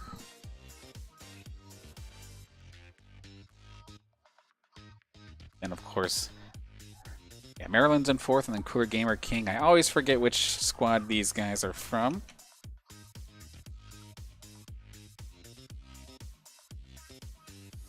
That is the University of Tennessee Knoxville that are currently sitting there in the 3rd position. And the round up the top 5, Creator, Sergeant, Sash, and Cut. And those guys, those players rather, that's the University of Akron sneaking in there, having themselves a bit of a quiet game. And then tied with them, actually, just give them this quick shout out as well. Currently in 6th after game number 3, Ideal Play McComplex and Steve Gremlin. That is from Miami University of Ohio. Where are our Saints, however? After a rough one, they only managed to score themselves 3 points in that last game. So they scored low in game 1, scored huge in game 2, and scored low again here in game number 3. Going to be putting themselves in 18th position as of this moment. Still a lot of work here for our Saints to do. But we're just at the halfway point. Going to be taking ourselves a very quick break before we hop into game number 4. So, of course, like I was saying, still lots of work for our Saints squad to do, but still lots of time. We're only halfway through the action. Looking forward to seeing how these next couple matches conclude and seeing not only for the Saints side of things, but how the rest of this one will play out and who will be our Play versus Fortnite Trios champion. We'll find out in the next couple of matches, so don't go anywhere.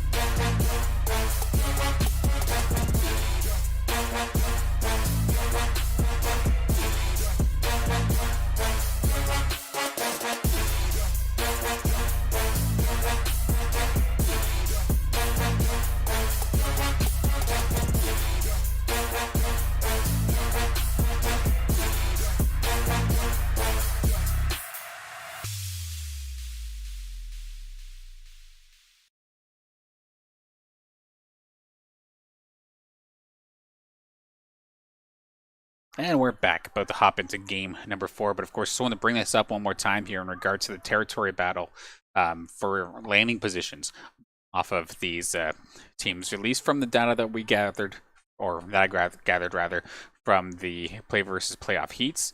This is what we were looking at the beginning of this session here for the playoff finals. However, we already see a little bit of switching up here in regards to these teams. I mean, not so much here for the Saints. We did see in that last game there, McMaster, you can see them all the way down in the very bottom right-hand side. They were somehow all the way up by us within like the first couple of minutes. And I highly doubt that they would have made the run from down there all the way to the left-hand side.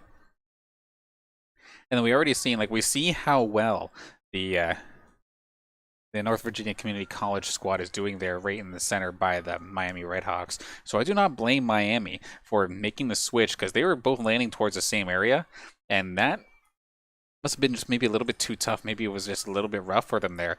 So they actually made it over and started contesting with Michigan State and UCLA in that last game there.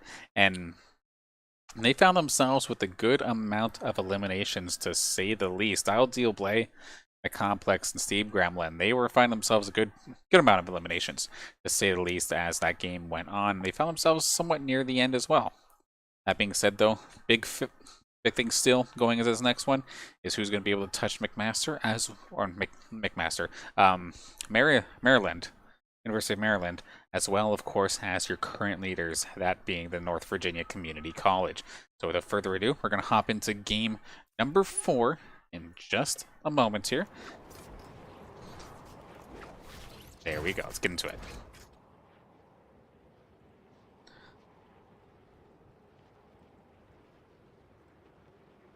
Full lobby once again here for game number 4, and it looks like we already have ourselves some casualties, and Dr. Duke being on the right side of it this time by Ashland as a whole had themselves a couple of painful rounds, but seem to have gotten themselves right back on the right side of things. Meanwhile, the Complex is already starting to kill off UCLA players once again, it looks like.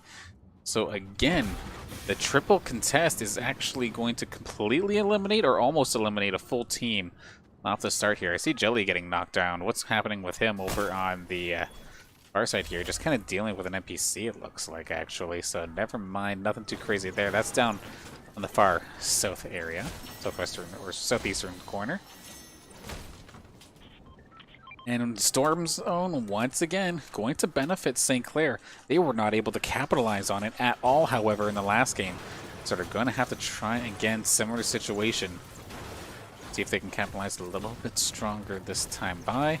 Looking for any other possible confrontations to start off this session. But as of right now, I do not see anything. So while Saints are in the midst of loading on up, let's take a look and see what they have for their arsenal. Start things off. Early looting sessions, not necessarily the greatest here for Ciriuhs, but I mean, he at least has himself the assault rifle and the crossbow. Juneyy is usually the healing item whisperer of sorts here for the St. Clair side of things. There's been multiple times where we've seen him with multiple packs first aid meds. Not going to happen this time for him, though. Just going to get a bunch of guns, though, and that one pack of shields. And then Laysix loaded on shields. Has a harpoon as well, which is a nice little piece of utility. And then found himself an assault rifle. Gonna opt for that over the hunting rifle. Just much more consistent, to say the least. Now, I don't know what's going on with Swayward, but this guy has been on an absolute tear so far in this game. I look up and he's constantly finding himself on the right side of the kill feed, and we do have ourselves an engagement over on the south side.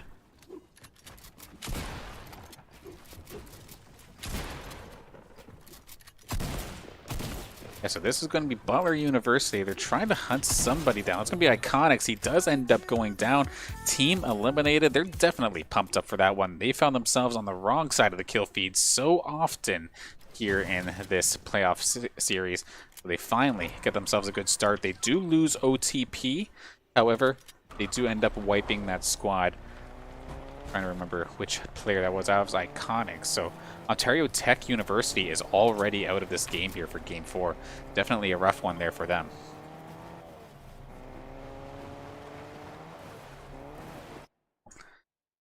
Laysix is going towards Sweaty Sands, which means he's probably going to find himself opponents if he's not careful. Does find that assault, not the assault rifle, we actually switched back on over to this hunting rifle instead. For a little bit of extra long range engage.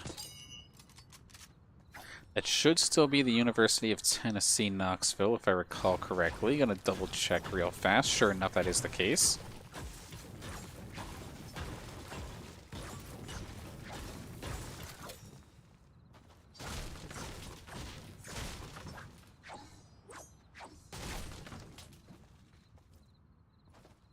Storm about to move in within the next 30 seconds or so. Trying to see if we'll find ourselves any stragglers. We do actually see down here Tripod, Dip, and Sage. We've seen them find a pretty high elimination gain in the last one. They're from Salvagina University. But they make their way over, and they do possibly find an engagement for themselves. It's Hunter. If he's not careful, could get jumped on, or he's actually going to just go for the flank here. And this is Michigan State. Okay, so Michigan State versus South Virginia University.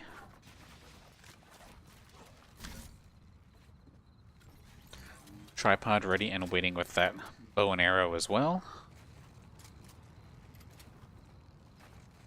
Stalemate though, nobody willing to make the first move.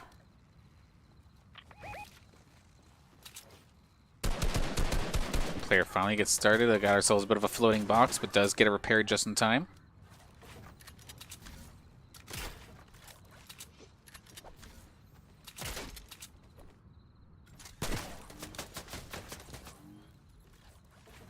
A little bit of a stalemate here once again, so we're going to quickly, in just a second here, a little bit of damage there on the tripod, but going to quickly just take a look and make sure our Saints are okay. In fact, we're going to hop back on over, because it looks like they're getting ready to engage towards Sweaty Sands, which are, of course, University of Tennessee, Knoxville is there ready and waiting for them.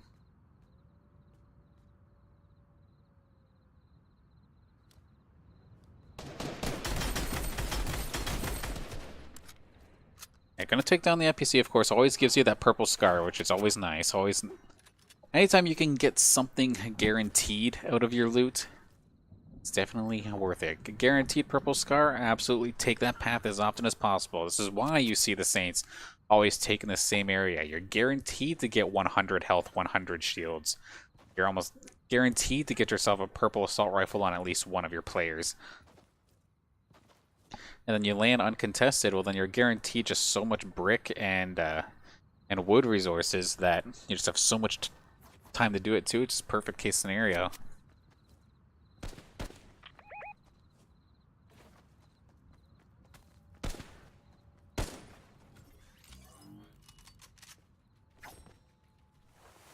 Laysix and Ciriuhs still engaging a team over on the far northern end.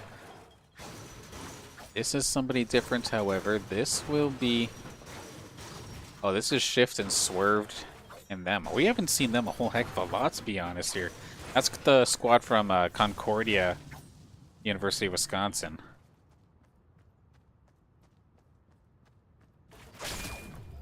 And Laysix gets himself tagged up. Does, of course, have a boatload of shields, so in that regard, he'll be fine.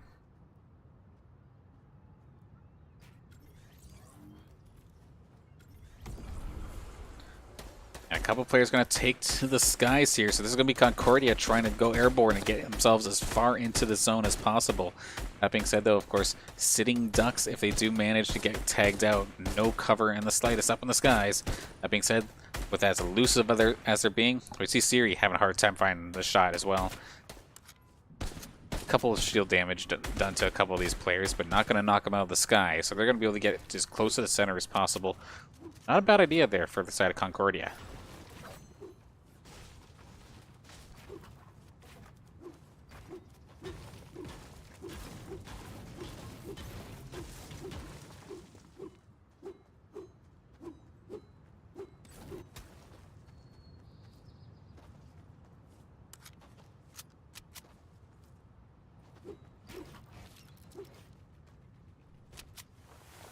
Of course, it's being game 4 out of a total of 6 Still a little bit more time here for the Saints to work with.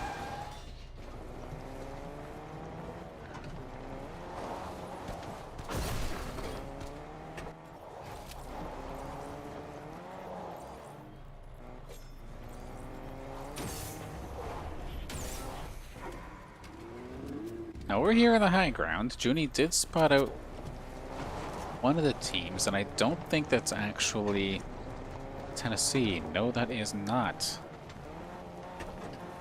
That will be Temple making their way down. Temple University.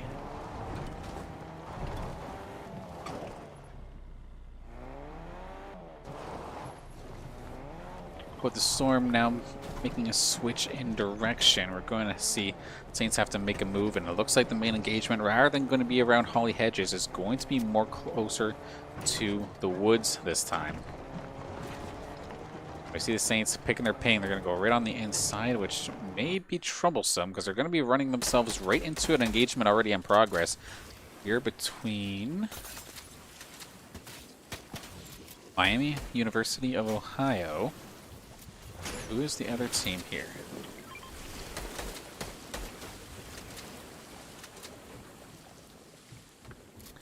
That is the University of Wisconsin-Madison going up against them here, so I have to be careful as well. That being said, they're going to switch this one back up because now our Saints are running into a different piece of enemy territory, and we're getting ourselves into the engagement pretty much right away. Mikahu and Big Riv over up there.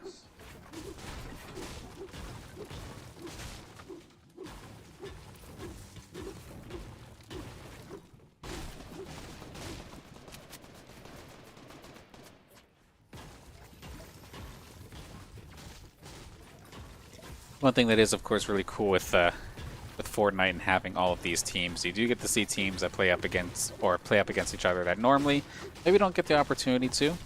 I remember going up against Ashland. The only time we went up against them, I do believe, was in Counter-Strike action.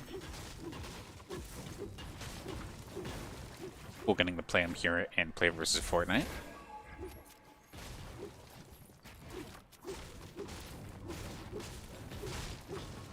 A little bit of a chance here for the Saints to breathe. So let's take a look and see kind of what they're working with in regards to their positioning. They kind of took a building over for themselves, going to loot it up a little bit, which are going to make it a little bit difficult here for us to see. And that is the best treehouse I could have possibly expected here in regards to high ground in Fortnite, where that's going to be Dr. Duke and the squad here ready to go. Ashland basically in the best possible position in regards to catching out stragglers, but the woods are going to make that a little bit difficult here for them. But as we can see, not a whole heck of a lot else here in regards to teams being here. You have over in the far side trying to catch out stragglers. This is going to be MTCJ and Seb.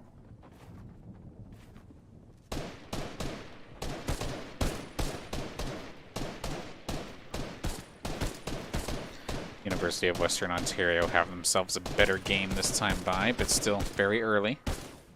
However, not eliminated as early as last time. As we cross the bridge over to the other side, we have 30 seconds left to go before the Storm changes positions once again. Have a possible engagement of a couple of converging teams. We see Mackle, Jelly, and Speedy going up against Snowy and his squad here.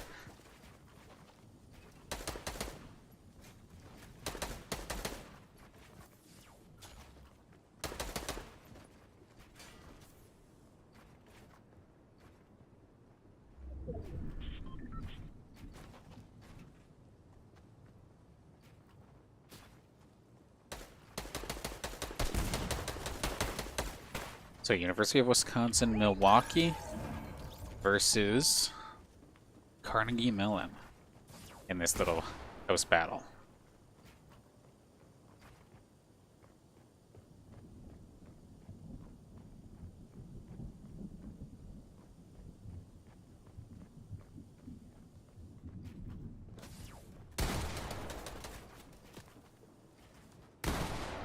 Meanwhile, our Saints do seem to be a little bit under fire. They're going to make their way over.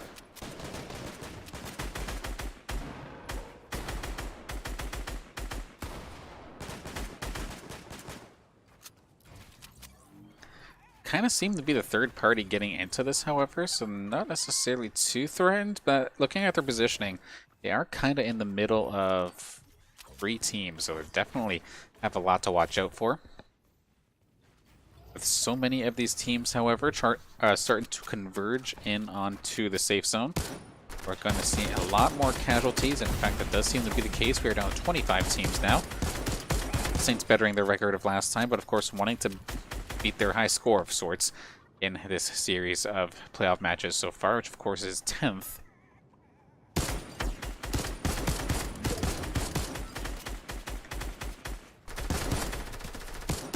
Some rough shots there from the right-hand side, going to make series life a little bit difficult. All of your Saints, as of right now, really losing their health.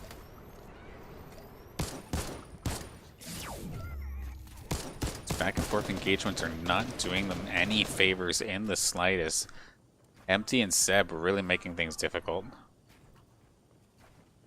Just cannot deal with these players here on the side of the University of Western Ontario.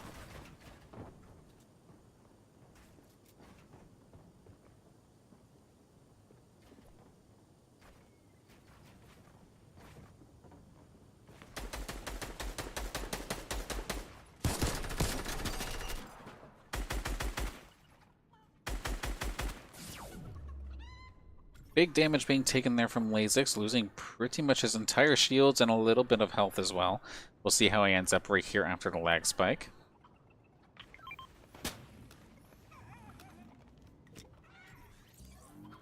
Definitely Hurt going to have to use that first aid kit for himself, which I know Ciriuhs would absolutely love to use, but they're just not necessarily in a position to really do anything.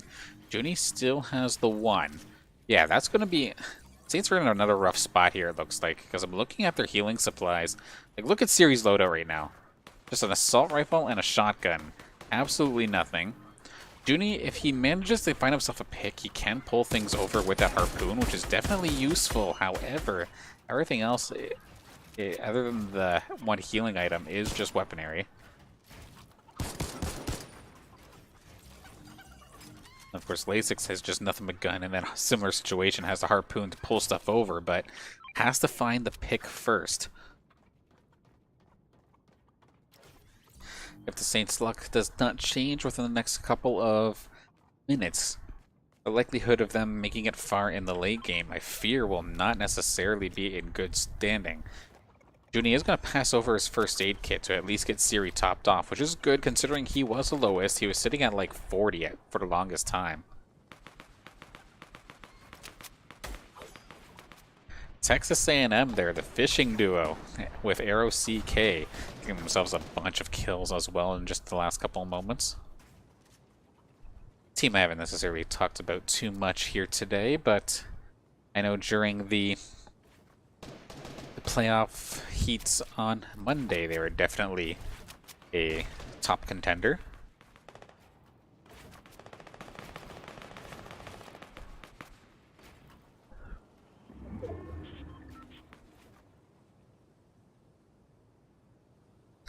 And this is kind of crazy to think about. Like, sure, the Saints are definitely having themselves a bit of a hard time here in these playoffs, but of course, being in the top 30 of over 200 schools is still absolutely amazing, unless they make it here into these playoff finals. You still want to get as far as you possibly can. Laysix does get taken down, however. Juneyy is a little bit low, but at least he's right there with Ciriuhs. What happened to Laysix? He just got shot from the top, it looks like. And OTP X-Grow, they're going to come finish him off, so there's going to be no hope there for Laysix. Going to get taken down. At least as a small victory of sorts. He didn't necessarily pass them anything too useful. So that's a point on the board there for Butler University.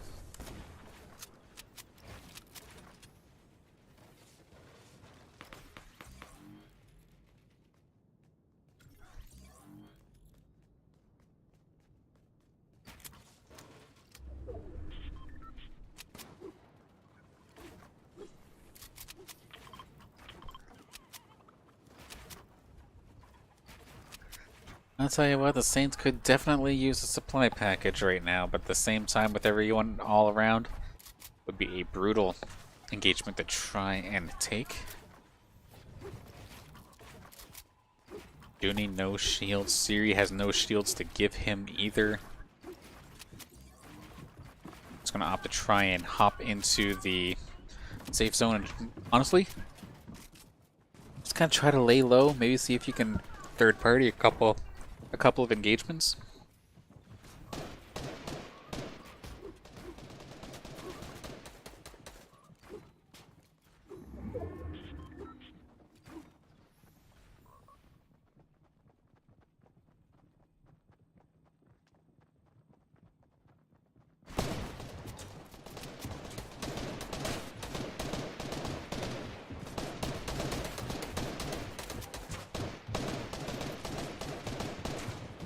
Juneyy hanging low, Ciriuhs still right there alongside him.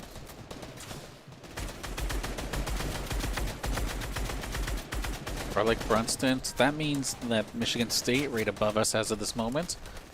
Ours gets taken down by the storm, so one of the members from the side of University of Maryland is going to get taken down. Have themselves a solid series so far, so losing one player may not be the end of the world there for them. Ciriuhs is going to find himself an elimination, finds the sneaky little kill there. It's exactly what they need to do, not necessarily be the one doing the main engagements, but maybe just being the one kind of finishing the job here. You see Cooler Gamer does get knocked down, but Woody is going to finish the job before the Saints can eat him up, so solid job there.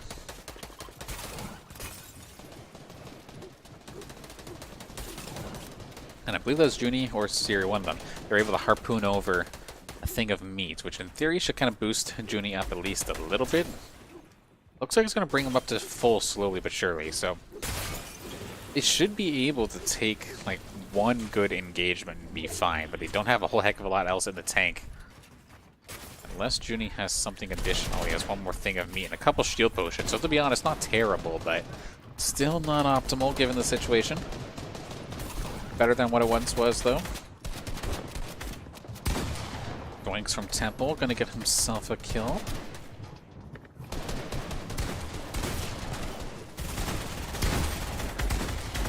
Some good shots coming out here from the Saints, trying to see if they can finish it off. Joe Skilla does end up going down, but not getting taken out until Harsh actually finishes the job.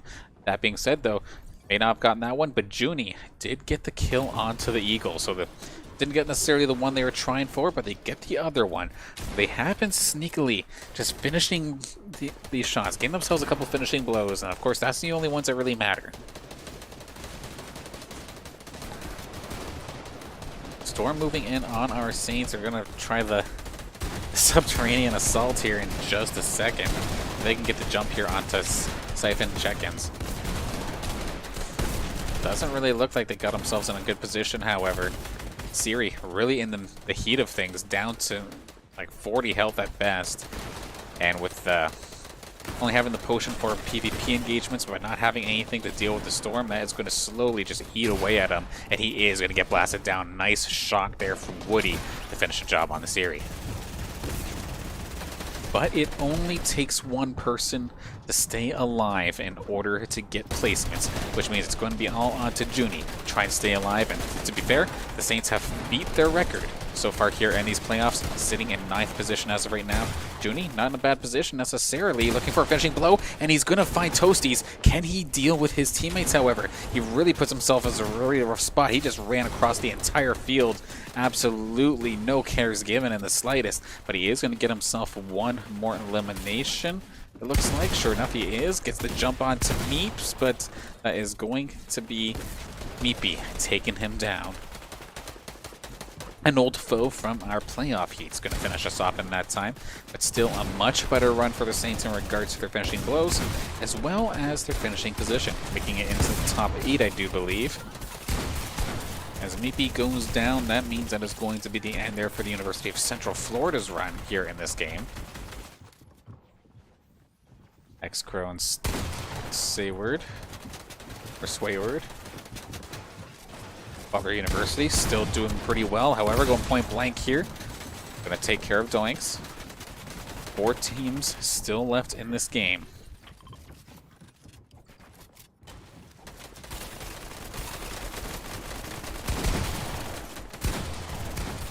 Stendo's still here. Siphon looks like he's lone wolf in here. But who is in the high ground position just raining on these teams once again?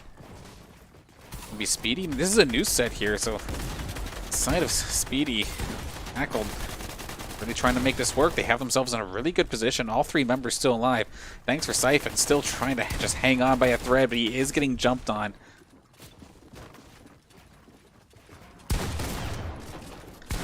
And Stendo is going to find the finishing blow there onto Siphon, taking him down, bringing it down to 3 teams left. Speedy is going to get taken down as of this moment. Swayward gets bopped as well. The 1 versus 2, Mackle DeMarco versus Pozak and Stendo. Can they get themselves another victory? This, I believe, is the side of North Virginia. The 1v1, and that's going to be Stendo and Pozak getting themselves the victory once again. Oh my gosh, North Virginia Community College are kind of starting to run away with this a little bit. I mean, in regards to the Saints, a much better run, but this roller coaster game that they're kind of doing right here is going to put them in like the middle of the pack at best. If they want to find themselves a little bit higher, they need to kind of shut some of these awkward games down. And to be fair, that last game I feel like should have ended for them so much earlier than it did, but the Saints did a very good job of just, with the limited resources that they had, putting it on the right people when necessary, keeping everybody as topped off as they possibly could, and not necessarily just front-loading somebody. And it put into a position where it just put Juneyy into the hot seat. And we don't usually get to see Juneyy in the hot seat. He's usually more the supportive player of the Saints that we've noticed. Like, oftentimes, if they have the opportunity to just, like, front-load something on the Ciriuhs, okay, they'll give it to him for, like, that last engage. Laysix, we've seen a couple of times this season do something very similar as well, being one of the last players standing. But it was never really Juneyy, but it was nice to see Juneyy coming in clutch, bringing us into the top 10 and then getting 8th, I do believe, in that round. We're going to quickly take a look and see where that does end up putting us here in the standings once again. As of right now, I must have missed us. Ah, there we are. Okay, we'll take a look in just a second here. Okay, so this puts us with 100 points. Much, much better. Another like 40-plus point game here for our Saints squad. And they did end up getting themselves into the 8th position with 3 eliminations. So a solid run there for St. Clair. As you can see, we have some red dots flying around, which means the next game is going to be viewable in just a moment. So give me a quick second to go get a water, and we'll hop into game number 5, see if the Saints can continue to push themselves back up the board.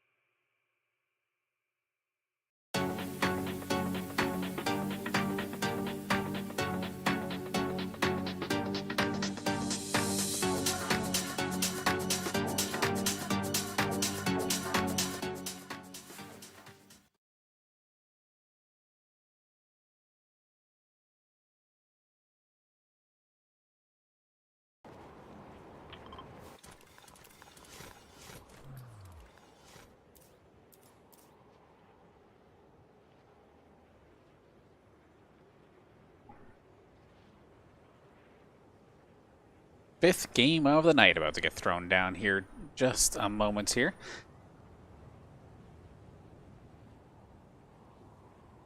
With the way things are going so far, Saints find themselves in the middle of the pack as we drop on in. Sitting there with a solid 100 points. Not too shabby. Out of the 33 teams that are here in these playoff games, we're sitting at, I think, 18th right now, so right in mid-pack. But of course, I know Ciriuhs, I know Laysix and Juneyy want to get themselves further ahead if possible. I do believe last year in PlayVS Fortnite, don't fact check me on this, but I do believe they got 15th as well, which is kind of funny that 15 seems to be the lucky number here for the St. Clair squad as of right now.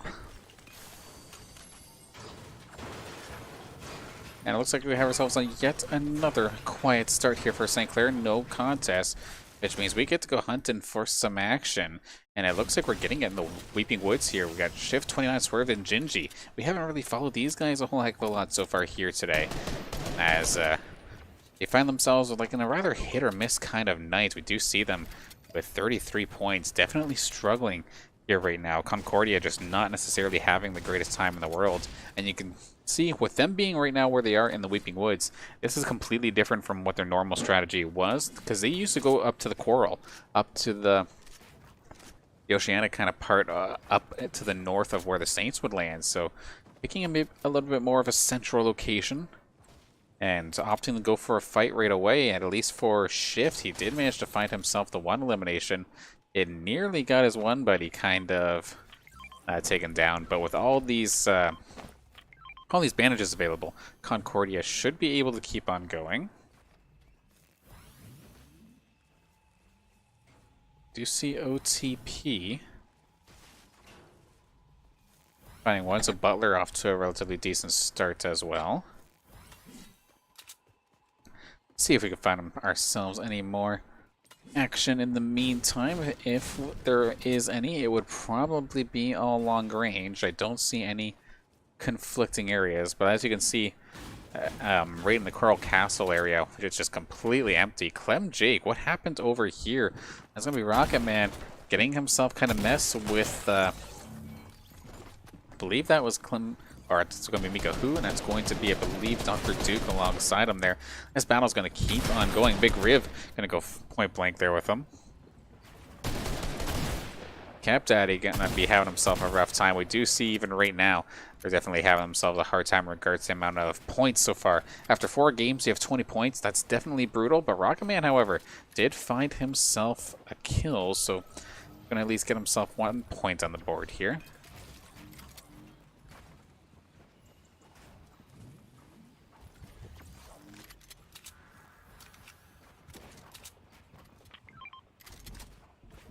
Clemson squad having themselves a little bit of a hard time, and they still need to be very, very careful. Ashland's still right on their heels.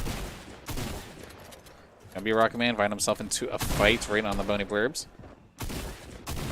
Cap Daddy does end up getting picked off here. It's gonna be Mika looking for his 2nd kill of the game, and sure enough, they're gonna clean things up nice. They do lose Duke, however, Big Riff, Mika Who going to be able to keep on going with 3 kills already for that team. That's already a solid run. Juneyy finding himself a couple of good eliminations here. And our Saints, we might need to go take a look and see what's going on, because we are going point blank here with one of the members of University of Tennessee. Laysix getting aggressive once again.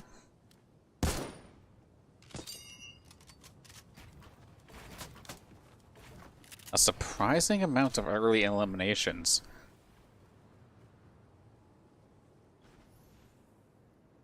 Two teams already taken off the board in its entirety. To have 9 kills already within like the first couple of minutes, that's definitely a change of pace compared to what we've been seeing so far here in these PlayVS Fortnite Trio Finals.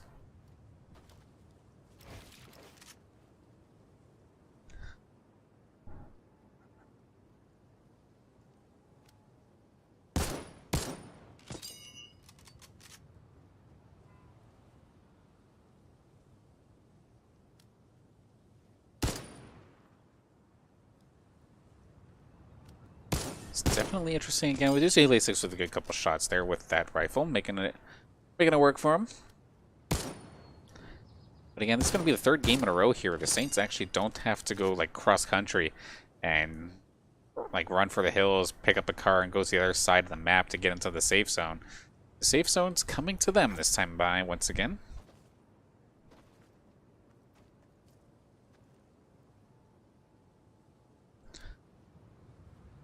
And that is just so much action across the board here.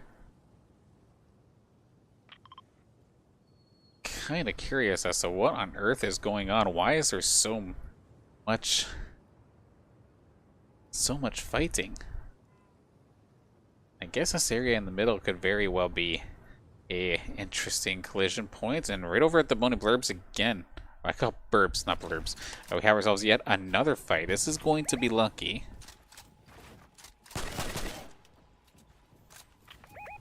So University of Wisconsin-Madison up against York here in the burbs.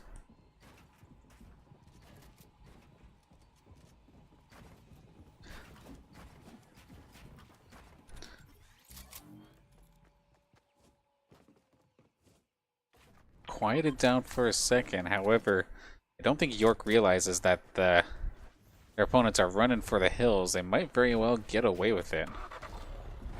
They get into the car, they should be a-okay. So I go looking for action, they all calm their jets. So I guess it's one of those days here on the observing side of things.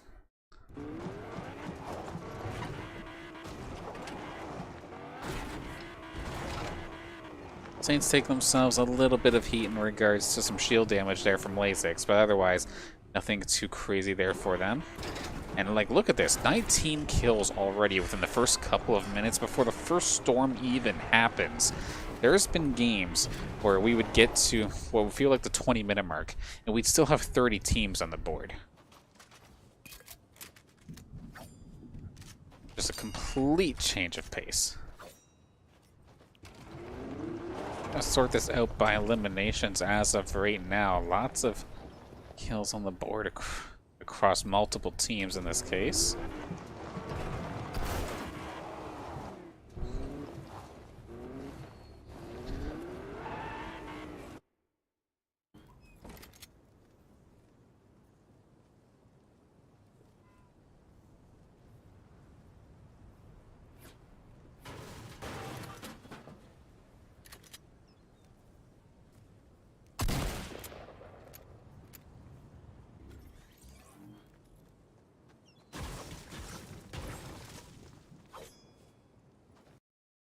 Possible battle here right on the outskirts.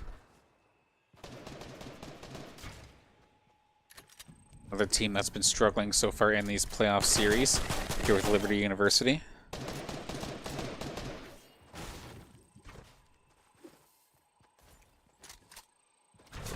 Just trying to make something happen here. Sneak themselves an elimination or so.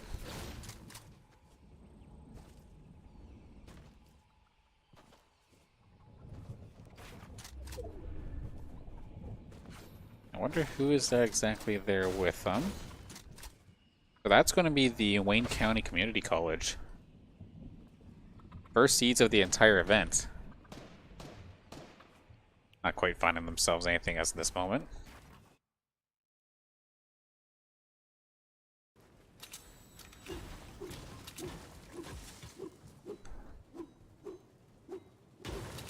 Miami University of Ohio, however, find themselves another fantastic start, it looks like. Finding 2 kills onto one of the teams that they were just competing up against, and just have to find that one straggler, and they'll find themselves another 5 eliminations for them already.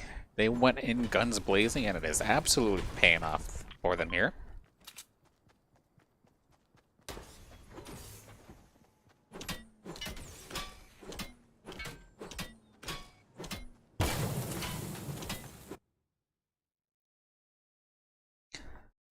Storm location, however, for the Saints is not going to be optimal. They're going to have to move in a little bit, just ever so slightly on the outside looking in.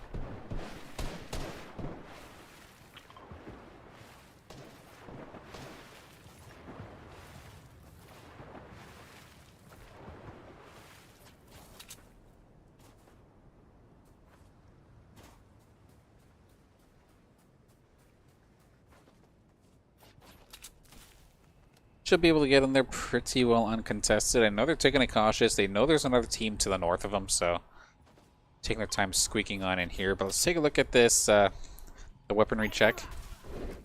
We find an NPC, probably going to take it down in just a second, and actually opting to just go full defense on it. Did not want to deal with that, but Juneyy loaded up on shields, loaded up on first aid meds, completely ready to play that support role that he's been doing for the most part of the season. Laysix, let's take a look. Purple assault rifles, of course, pretty standard there for Saints considering their route. Bunch of little shields available as well if need be. Harpoon, not too bad. Ciriuhs, loaded up on shields as well, has a harpoon as well, ready for some mid or short to mid-range combat. Not too bad in the slightest. Definitely sitting a little bit better compared to how they were in the last game, but that being said, the last game they actually made it pretty far, so not only about which resources you happen to find, but how do you use it? Keep yourself as in this game as long as possible.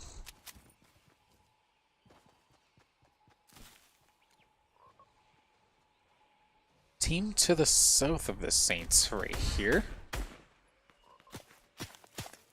Spotted on O. This is going to be Tennessee, I believe.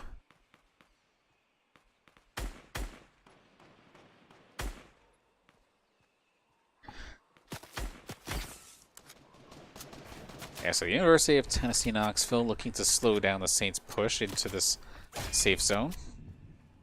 The Saints are going to fortify up a little bit with some of their cheaper resources.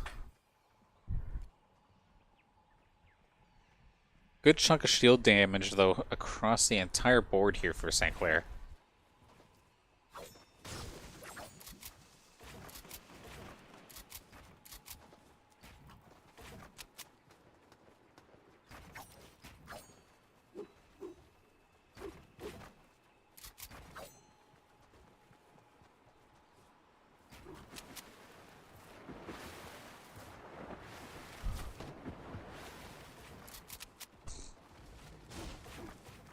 And some new challengers are approaching from multiple angles now here for the Saints, making things a little bit uncomfortable. To have team literally about to flank them in just a second.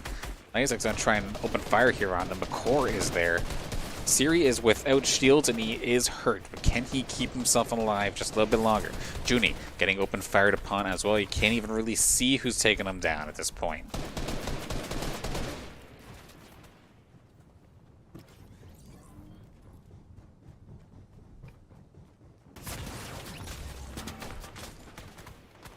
And through the leg, we're going to see McCore end up getting the kill onto Laysix as the University of Wisconsin-Madison. Juneyy and Ciriuhs still alive, however, literally right above them. The Wisconsin-Madison ready and waiting.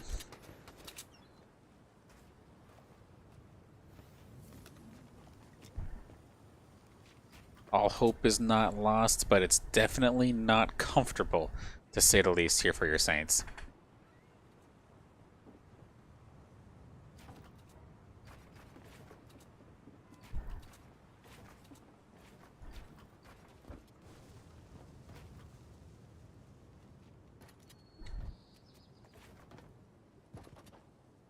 It almost looked like Ciriuhs was kind of hunting for a little bit there, but would definitely think twice, considering that would be, I believe, a 3-on-2. No, it is actually a 2-on-2, it looks like.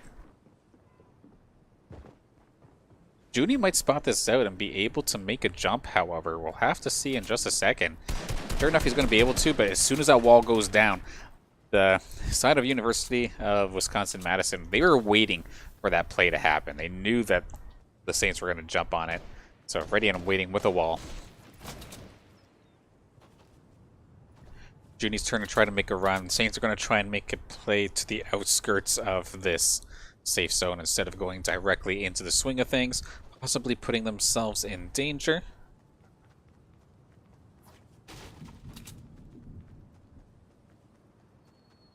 Put themselves right on the creek, basically, or right along the river. A bunch of teams on the other side. 69 players still in the game. 25 teams. And we definitely want to see our Saints make it out of the 20s at least here. That's kind of been the pattern of things. They make themselves get into the top 10, then they have like a 20-something kind of game, and it's definitely not going to put them on pace for a high-scoring rank if they keep flip-flopping.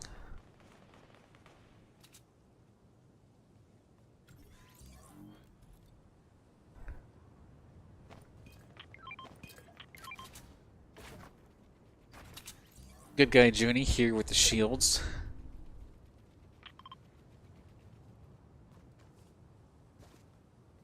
Oh, I'm curious. Laysix was the one with the purple scar, wasn't he? Yeah, so the Laysix going down, it's a little bit unfortunate. Of course, we know Laysix likes to get aggressive, but unfortunately here for the Saints, I meant they put all of the, or they gave the good weapon off the NPC, the good purple scar, to Laysix. He goes down, ends up trading that one off to the Wisconsin-Madison player, and leaving the rest of the team just with a bunch of standard assault rifles.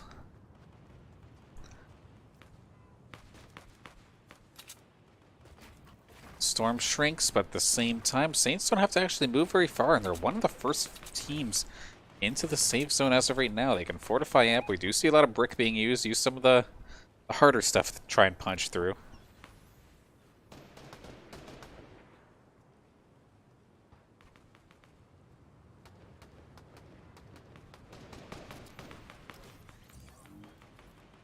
Juneyy watching the one end, Ciriuhs having the other. See a battle on the horizon there. I don't know about you, but I kind of want to see what's going on with this gigantic mess that is going down to the south. It's not going to let me click through, so I'm going to quickly hop into free cam and go take a look.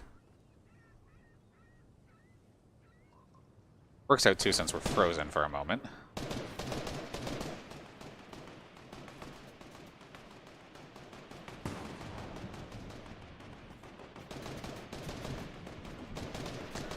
Well, this is quite the tycoon being built here, I have to say the least. When's the next crew going to find some kills?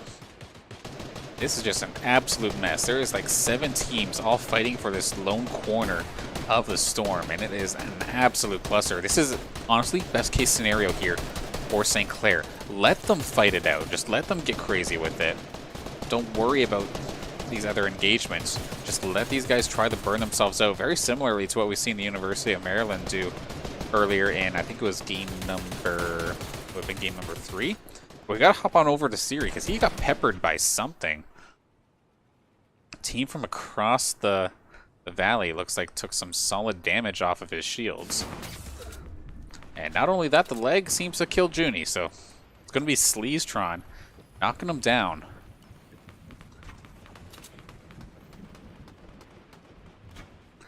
Extremely brutal time here, but if there is one saving grace, it is the storm location. Ciriuhs is basically the only one in the safe zone right now. There's absolutely no chance, however, that they can keep Juneyy in this game. He is going to get killed off, but that does mean that Ciriuhs gets to gather up all of these healing resources. But he's got to watch out not to get peppered by stuff. It's a little bit awkward here with the lag, because it does seem like he's just getting shot through the wall. He's slowly going to be chipped away here. The red team is right on top of him. He's not going to be long for this world, I do not think. And the Saints are going to end up going down at 20th as of this moment, I think. Unless Ciriuhs wants to prove me wrong.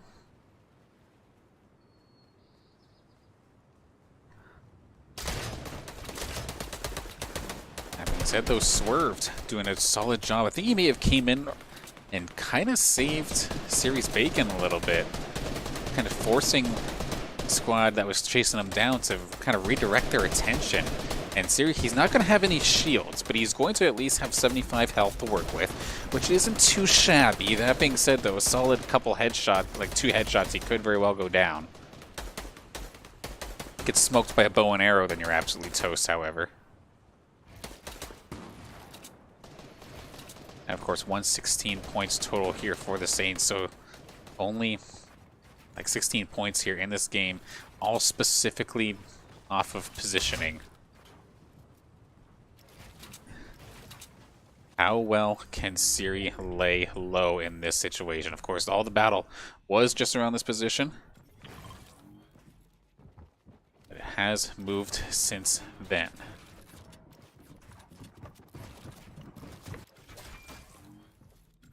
That's still gonna do that, eh? Bugger. Okay. Always a learning experience here at these broadcasts. Ciriuhs, couple pot shots, gonna take some shields down.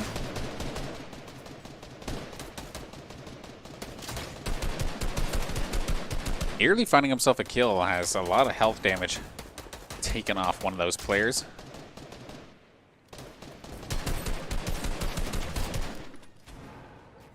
And Ciriuhs does knock down Steve Gremlin, but can he find himself the finishing blow? The more he plays in the storm, the more it'll eat away at him, and he has absolutely nothing to get himself back into this game. We'll see where this puts him. They very well might take him out. We'll have to see. At the very other side of this leg, he somehow healed himself and found himself an elimination. So Ciriuhs, the absolute legend, going to find himself a second one, and he's really starting to make this one work here. Top 15, can he find one more? He does find one more. Takes care of Toastiest Waffles. A little bit of a revenge shot from Monday's playoffs. Beautifully done there for Ciriuhs. He's now got himself 5 eliminations off of basically like one quick swoop. However, he is definitely being peppered. He has been hunted down, and he is going to go down here. Saints are going to get 13th. Respectable, not too bad, just above halfway here in this game.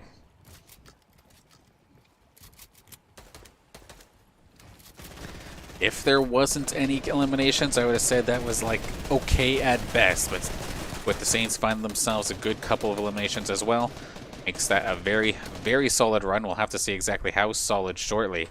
However, it is now late game here for this 5th round.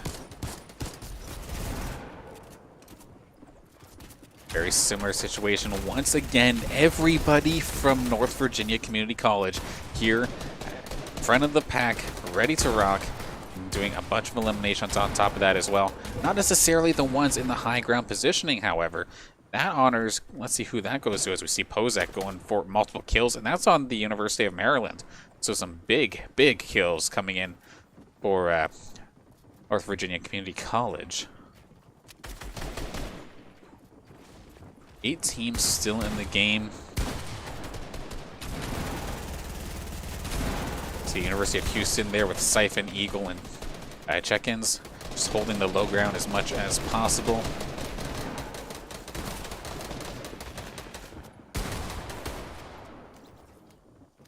Doinks and Berkeyfin, however, going on quite the tear as well.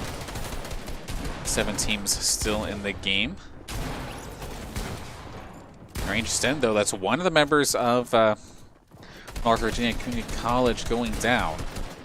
Pozak, however, is still doing an absolute killer of a job until he does finally meet the shotgun of Gage. So 5 teams left in here, 9 players, make that 4. And it's just ticking away. Berkeyfin downs but not out. It's going to be up to Doinks to try and carry that team away. Sayward and Xcrow still in the game.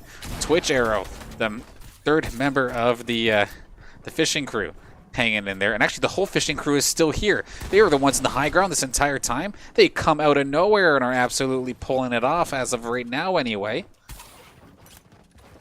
And that is exactly what it's going to be. It's going to be the 3-on-2 finish here.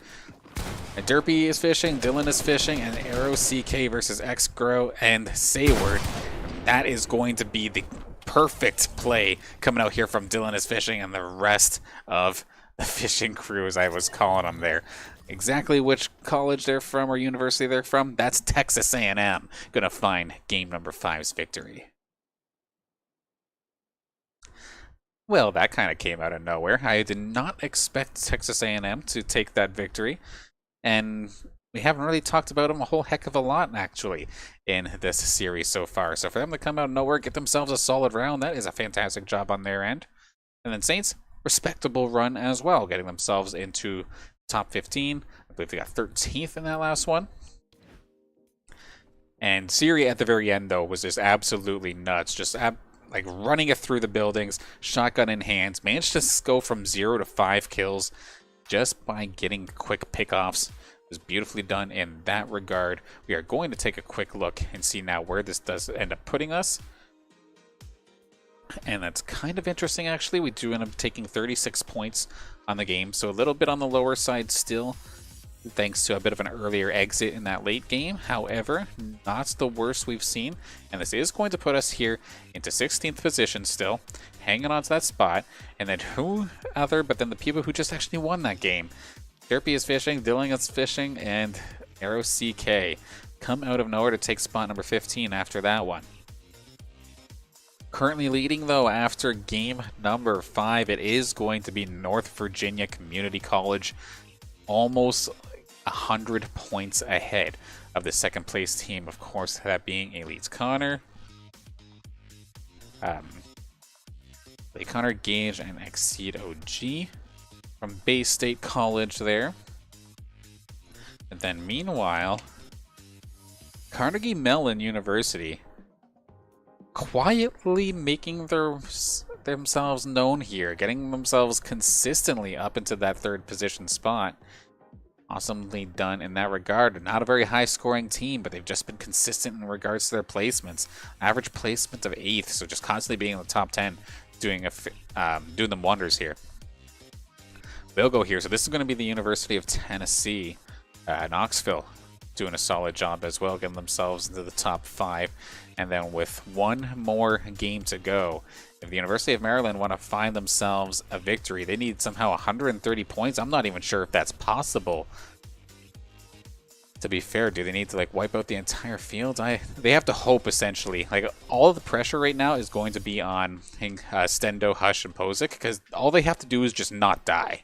And I think they win this, and they're going to be your champions here for the Play versus Fortnite Trios event. If they do go down early, however, that could spell trouble. But I think the only real team that could actually contest them might be Elite Connor and his squad over at Bay State.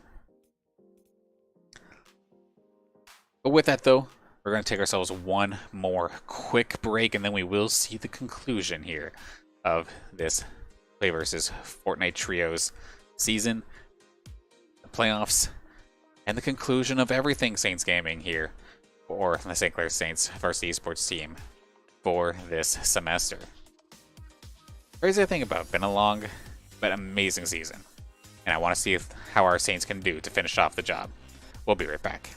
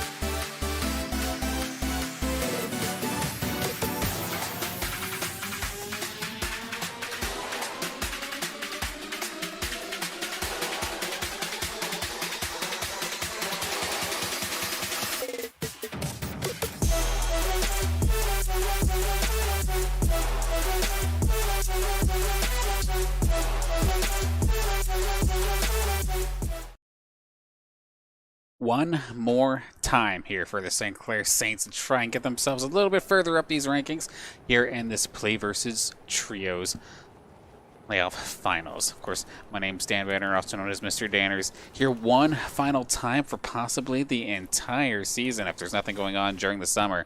And of course, have Laysix, Ciriuhs, and Juneyy ready to rock here, going towards their usual location. And it's always going to be determination. Let's see, what kind of landings are we going to be getting? So everybody, as the Saints, might be pretty much left by them lonesome. Looks like the Burbs are getting a little bit heated to start things off once again here. Possibly the same old song and dance here with a couple of these teams. Dr. Duke on the side. Or Dr. Duke and his team here from Ashland, ready to try and maybe find themselves a couple of eliminations here on Jake, Camp Denny, and Rocket Man. Rocket Man did okay in the last one, finding himself a couple of eliminations, and in fact, he is going for it once again. Gets himself hurt pretty badly, however. Jake gets hit up pretty badly as well from below, and this is not looking very good. Jake is going to fall, and he is going to get completely eliminated. His season is done. Rocket Man is done. Can Camp Denny somehow turn this one around? I think he just needs to try and run for the hills and just try to survive, especially now that everybody is down and out. He has a relatively decent arsenal. If he could pop that potion, he can definitely fight. But can he fight versus 3? I really don't think he can do so. Does get lit up ever so slightly. Shotgun in hand. It's only going to be a matter of time. One more shot. So Rocket Man and the rest of the squad, their season is over.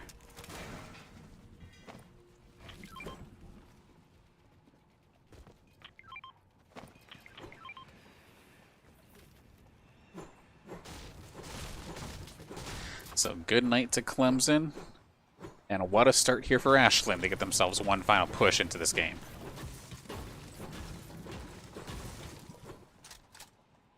Over in the left-hand side there, those green arrows you see, those will be our Saints here for this final matchup here.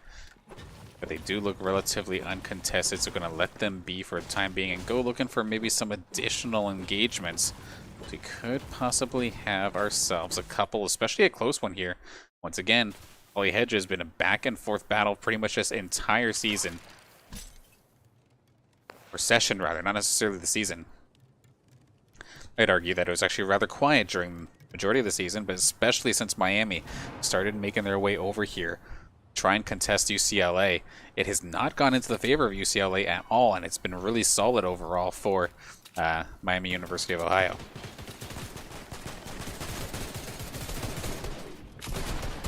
So you see them battling above. That's going to be Humar getting blasted a little bit here. Or Womar, rather. Steve Gremlin going to take care of one. That's going to be one for Miami University of Ohio. Picking that one up nice and quickly. Complex looking for more. Gremlin on the hunt. It's a matter of dealing with Boomer, and I believe there's one other nearby. Right by Gremlin.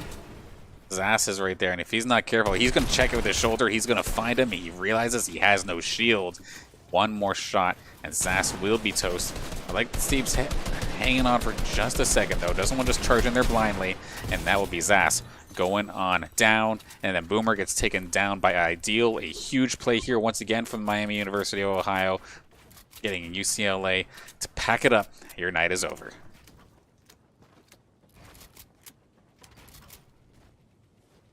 Any other battles nearby here on the map? We do seem to have something pretty far down to the south, where Heights, Kubawabi, and Coach.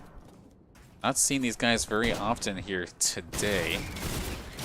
And they're going up against X-Roy. Coach does get taken down. It's going to be Iconic and his crew, and that is the Ontario Tech University squad.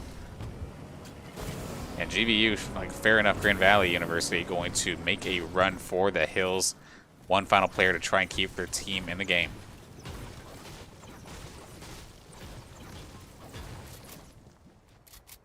So far, all's quiet still for the Saints. Another possible battle down to the south side of things.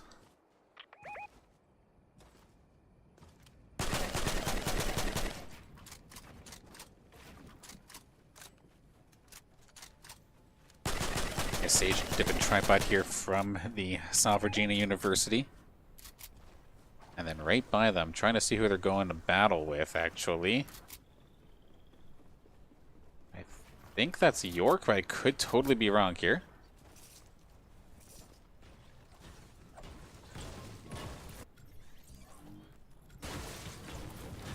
Does seem to quiet down for at least a second here. T. Jones.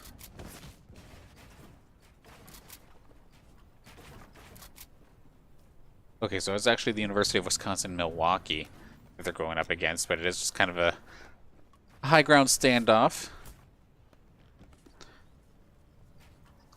Now, our Saints have moved over, and I think they have a little bit of space to work with now.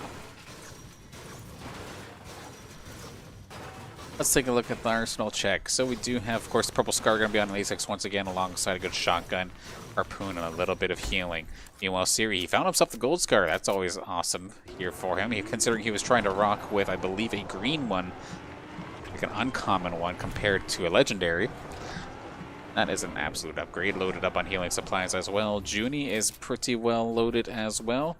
A little bit of utility for everything, I guess you can say the least.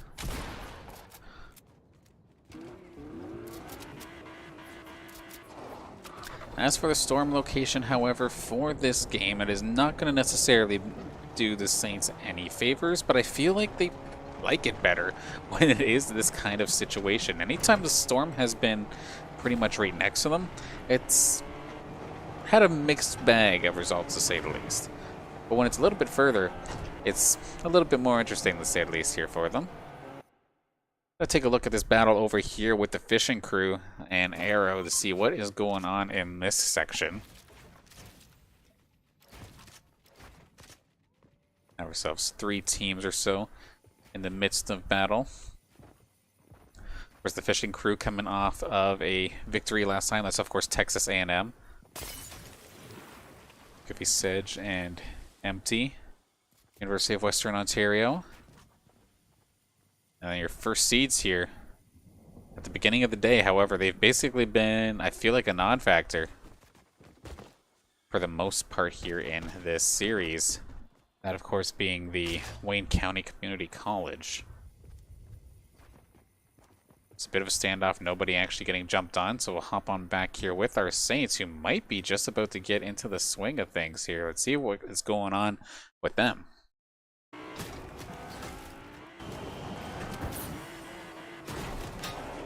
Trying to dodge some fire with 2 of them having vehicles.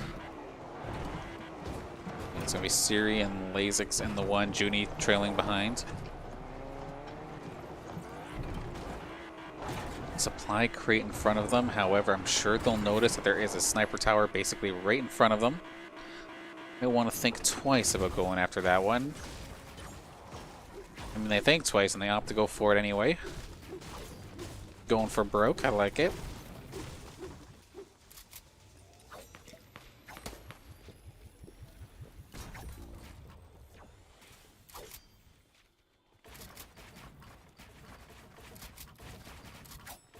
With the supply crate down, they're going for it. What does it give? A decent chunk of shielding. And then a purple scar. However, they already have at least a purple scar anyway, so not necessarily a weapon arsenal upgrade, but they do at least get themselves a little bit of resources for some refreshments.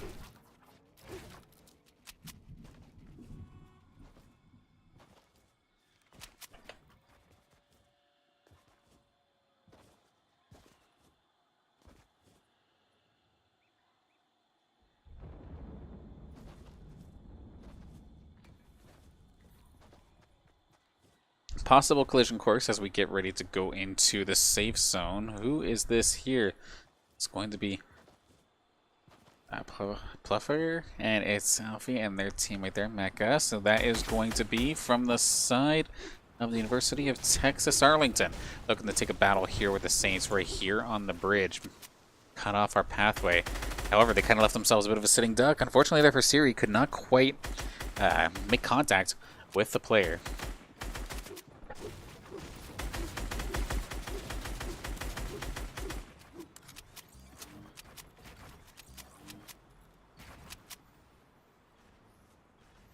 It's definitely unfortunate there for Shift. It looks like he took himself out somehow. Hate to do that on the last game of the playoffs. Hopefully one of his teammates is still there in a position to possibly bring him back up. But this 6th game is another one of those games that's gotten guns blazing. As the night has gone on, it seems like people's patience have left them for the most part. People are dropping in, they're trying to make challenging plays, trying to like really spike their positioning off of eliminations, and for some people it's working fantastic. I know like for the Miami University of Ohio, it is absolutely paid off for them in these last couple of games. However, for some it's just been an absolute nightmare.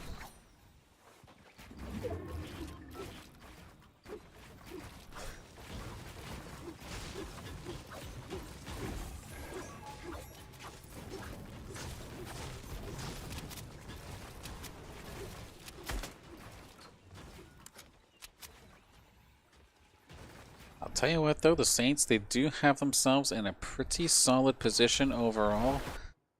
Free camera is not going to be my friend here today once again, so we're going to quickly hop on over. See what else is going down here. Laysix was in the midst of taking some shots as we switched over. There we go.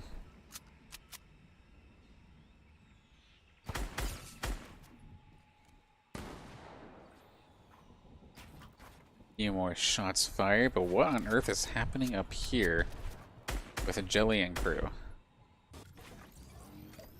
Just around the bend.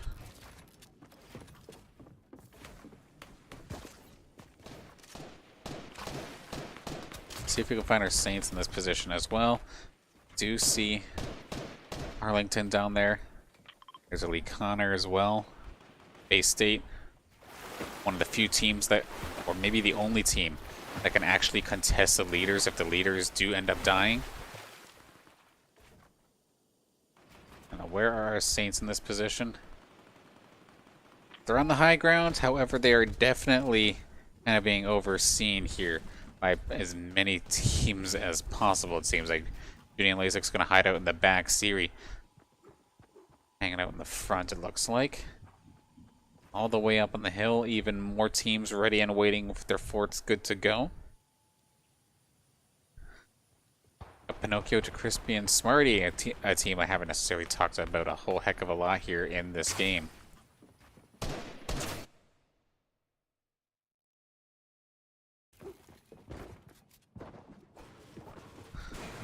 Hopping along with the Miami University of Ohio for just a second, noticing that they were still kind of stuck in the storm after this whole time, but gonna make their way in here. Already have 4 eliminations on the board as well. Iconic finding the last Grand Valley member, taking them down. And these right now are your leaders. So Stendo, Hush, and Pozic, they've had, I think, 2 victory royales so far here in this session. And have just been extremely consistent the whole time. No eliminations as of yet, but of course it's still extremely early. They don't have to find the eliminations right here, right now, if they don't want to. And honestly, with how far ahead they were, like they're at 330, 338 at this point. The next closest was at like 255, so in a fantastic position to take this one home. Just needs to finish this game off strong.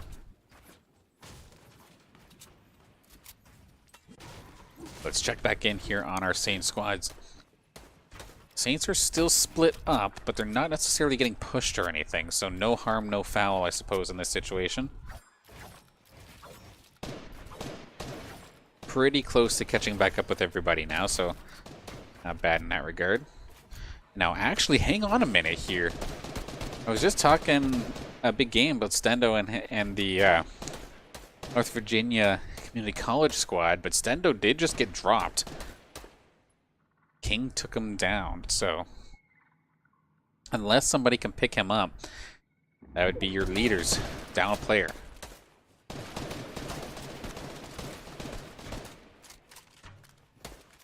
The Wayne County Community College squad too, of course, the first seeds from, I think, this entire event technically, based off of their score from the playoff heats on Monday. I think they're completely eliminated now at this point.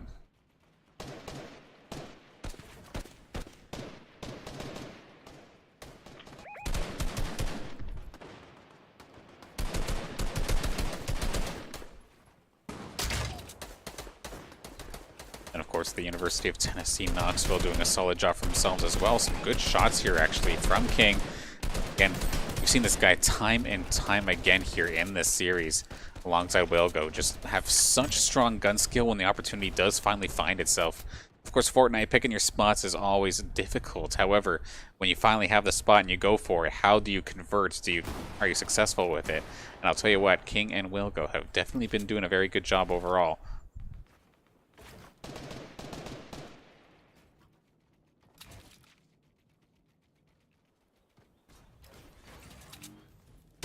Stendo got knocked down, however, he is back up and in the game, so your leader's still pretty much completely full strength, with the exception of a little bit of damage onto Pozic, but at the same time, looking at their arsenal, they're not doing too bad. They do have a little bit of resources available, not necessarily the best case situation here for them, but they're not doing bad in the slightest. Now, I'll tell you what, Saints are actually in a pretty solid spot right here. This Storm moves to the point where Ciriuhs, Laysix, and Juneyy are all in the dead center of this, and don't have to necessarily worry about moving per se. However, when they do have to move, they're going to have to deal with that, and it's going to be difficult to say the least.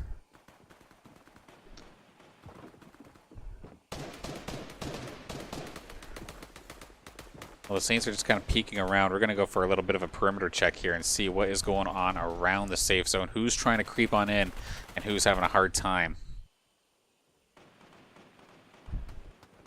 It's Seb and Empty in this building here trying to hang on tight, but they are in the midst of pressuring a team over here. Two teams, actually. Kepler and Meefby and Stemps and Lucky. Bit of a 2-on-2-on-2 as of right now. King gonna find himself another Lufker as well for the side of Arlington. Yeah, gonna take him down. University of Wisconsin-Madison alongside, where's Meepy from again? From the University of Central Florida. They're gonna have to make their move very, very soon here. Like Brunston, this of course still being Michigan State University, hanging on just on the outskirts. There's Bogo and King right on the outskirts as well, really getting peppered from above.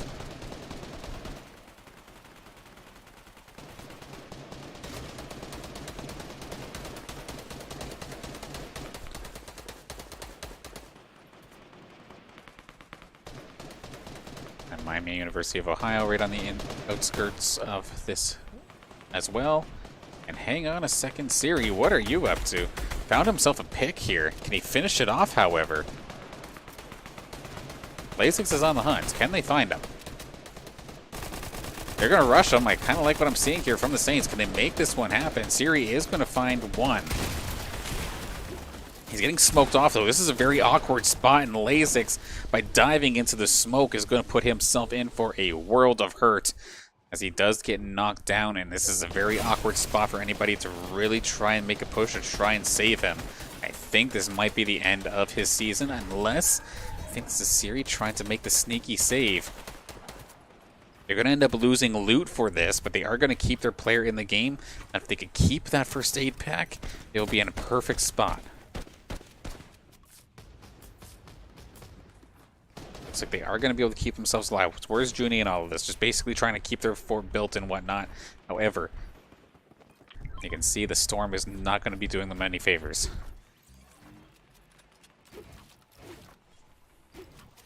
University of Maryland coming to play now. Pegs is going to be finding himself a kill here onto Prazy.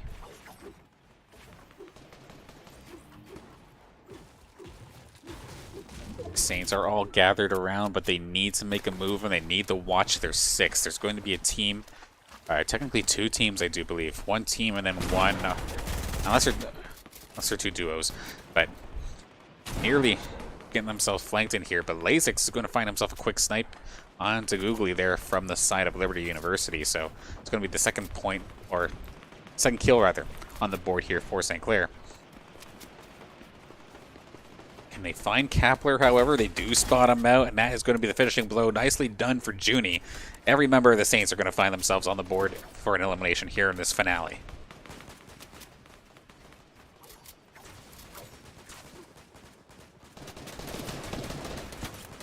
Ciriuhs finds himself peppered, though. Granted, right in front of Laysix. I like how they just basically kicked him to the side. Tries to keep Ciriuhs alive. Juneyy is going to get completely lit up. It's hanging on by a thread. Does end up going down. Ciriuhs and Juneyy both about to get eliminated. It's going to be all up to Laysix in order to get them to the end here. As Ciriuhs does end up going down, that's going to be Speedy taking him down.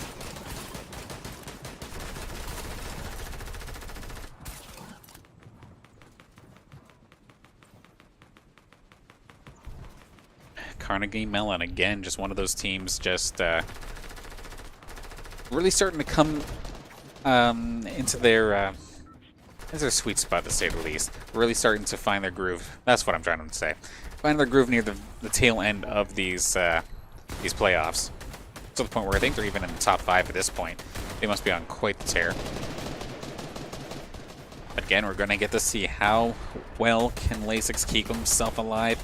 And kind of like what I was saying in the last game, where we had, or was it your last game or a game or two ago, where we saw Juneyy kind of clutched up there for the Saints to get him into the top 10. Laysix has been in this position a couple of times as well throughout the season. And to be fair, very hit or miss, to say the least. Sometimes we go for a couple last hits and then all of a sudden just find himself surrounded by 3. But there has been times where he's absolutely got the Saints to way further a position where they in theory should have been. To be fair, with the storm getting smaller and smaller here, more and more action is going down, more and more casualties. 12 teams still on the board. Laysix tries to drive by shotgun shot, not going to make contact. However, he tries to find Rancer. Not going to be the case. Snowy, knocked down, completely yeets him into the storm. Going to be the finishing blow in that regard. However, that is going to be the only thing he's going to be able to end up getting. It's one more, and I think got the Saints into the top 10 once again. So, props to Laysix. Basically got the team another 8 to 9 positions, I would say. And of course, it's not going to quite work out here for me. Just give me a second as we hop into the last little bit. We just get to hop on in and see McComplex get absolutely dunked. And now we're hopping on in to the late game scenario. 9 teams still left in this game. Arrow and the fishing duo here and ready to rock. Speedy, Jelly, and Mackie DeMarco. They took us down, and they're all 3 still here. York University squad here with Bakami and friends. Ready to rock as well. Crispy, the last one alive, tries to find a couple. He does end up going down. However, what's the high ground situation like? We got Exceed, Elite, Connor, Engage. They're basically doing exactly what they need to do. If they could somehow finish this out on top, they'll get the best possible push towards the end. And right now, I do not see our leaders here in this game unless they're hiding on me somewhere. But I don't think they've made it. So this is the best possible situation for Elite Connor and the rest of his squad there for Bay State College.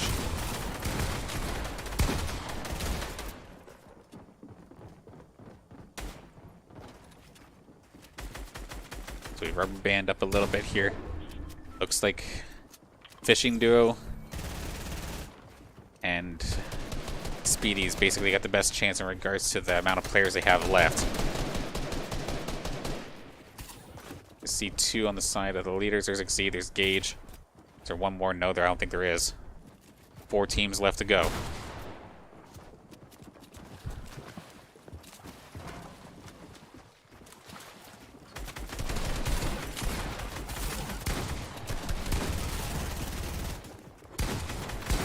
Back and forth here with the fishing squad.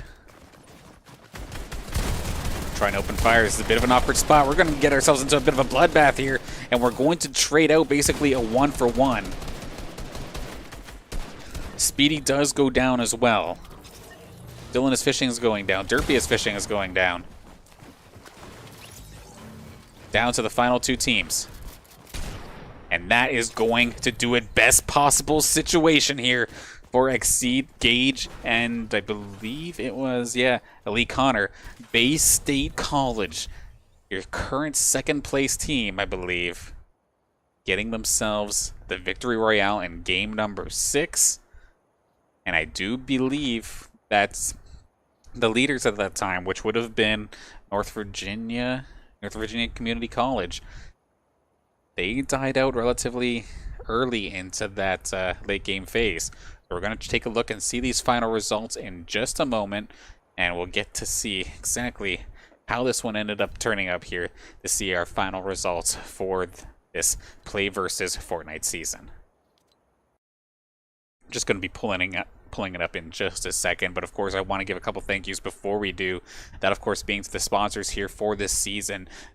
Here for St. Clair in multiple seasons for some of these guys. So big thank you, of course, to St. Clair College, the Zekelman School of Business and Information Technology, Tim Hortons, the St. Clair SRC, St. Clair Alumni Association, and PC Outlet for sponsoring us as long as they have. So thank you all for supporting us here on the St. Clair Saints Varsity Esports team. Big thank you as well to everybody for tuning in and giving Fortnite a chance here. I know sometimes it can be a little bit difficult to try and follow. Try to do my best here to make it as full of background and full of context as possible. And if you enjoyed it, I'm glad that I was able to entertain you here tonight. That being said, let's pull up these results. We'll start from the bottom.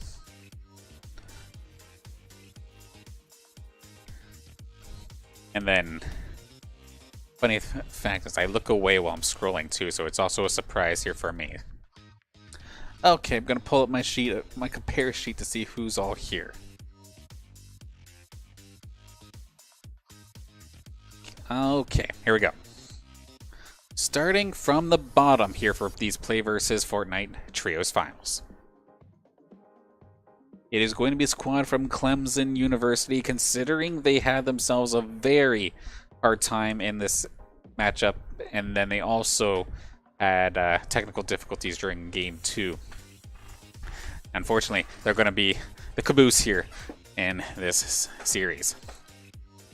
Now, I feel like I only seen these guys once this entire series, but that's actually Georgia Tech.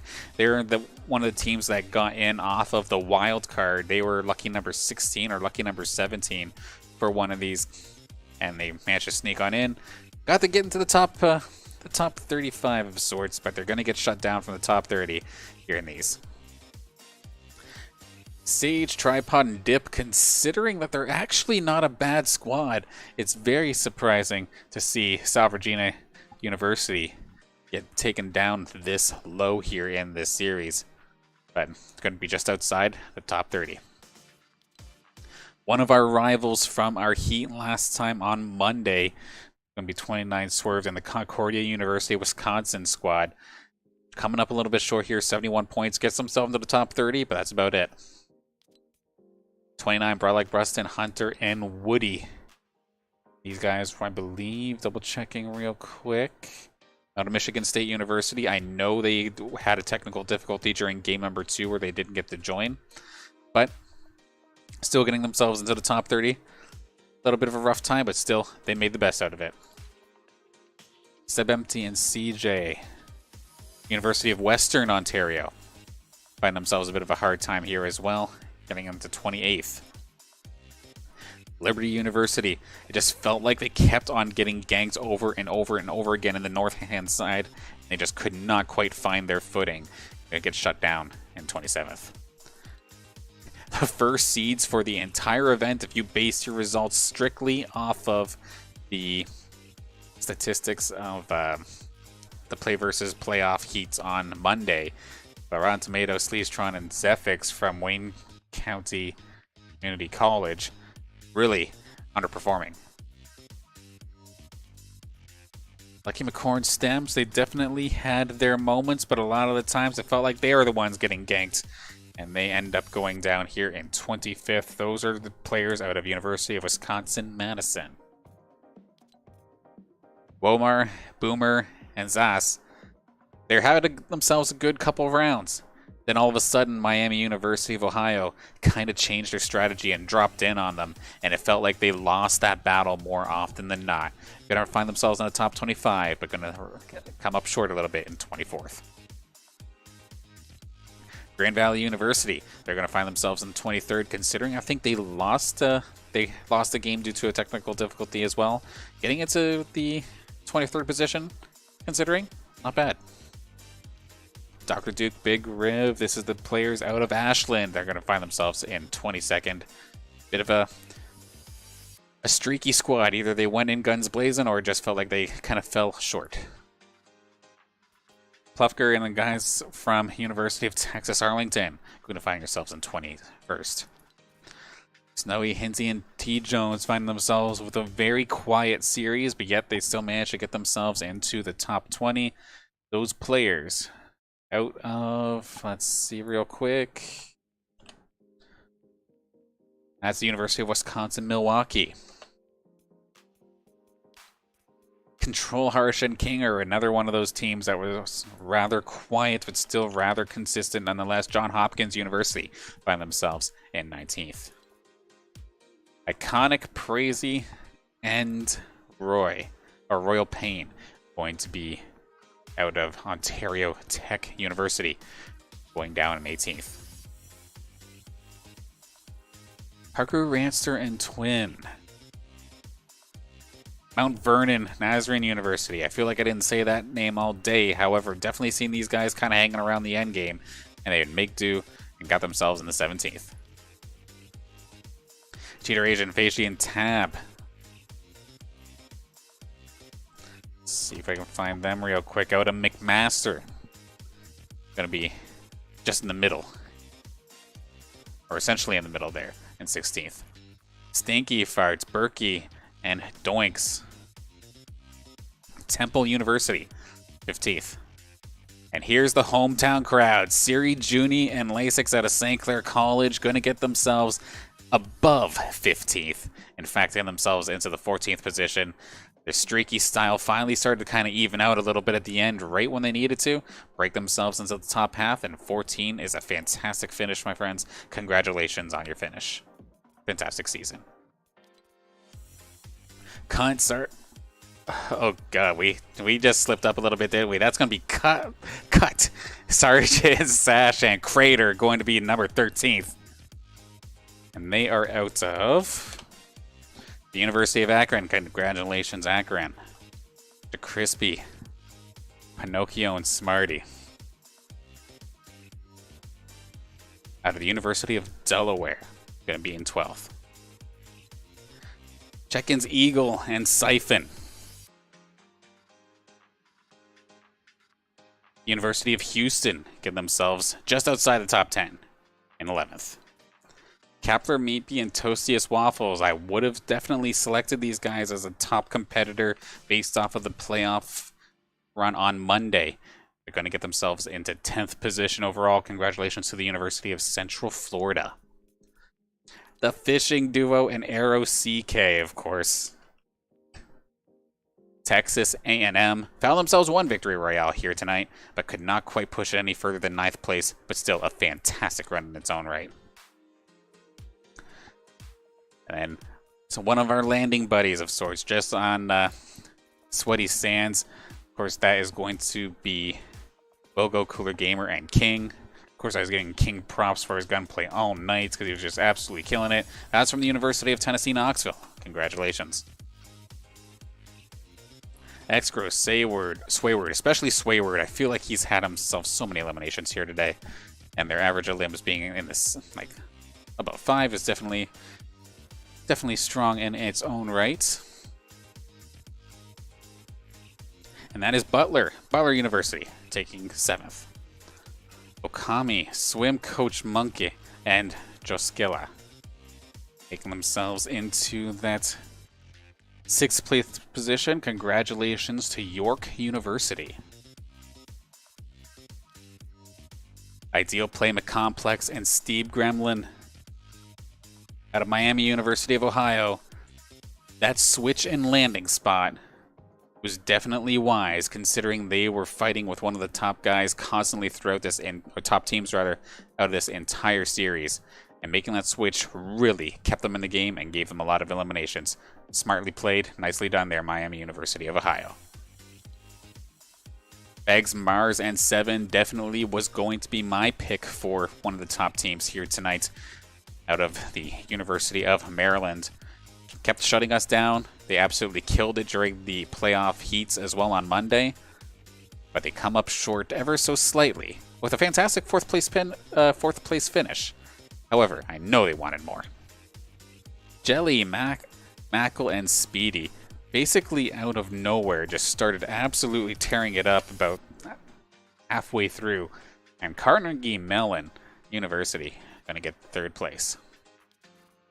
The runners up here tonight: Elite, Connor, Exceed, and Gage. It's gonna be Bay State College. Congratulations on the runner-up. But of course, your winner and champions here of the PlayVS Fortnite Trios season is going to be Stendo, Hush, and Pozic out of North Virginia Community College. Congratulations.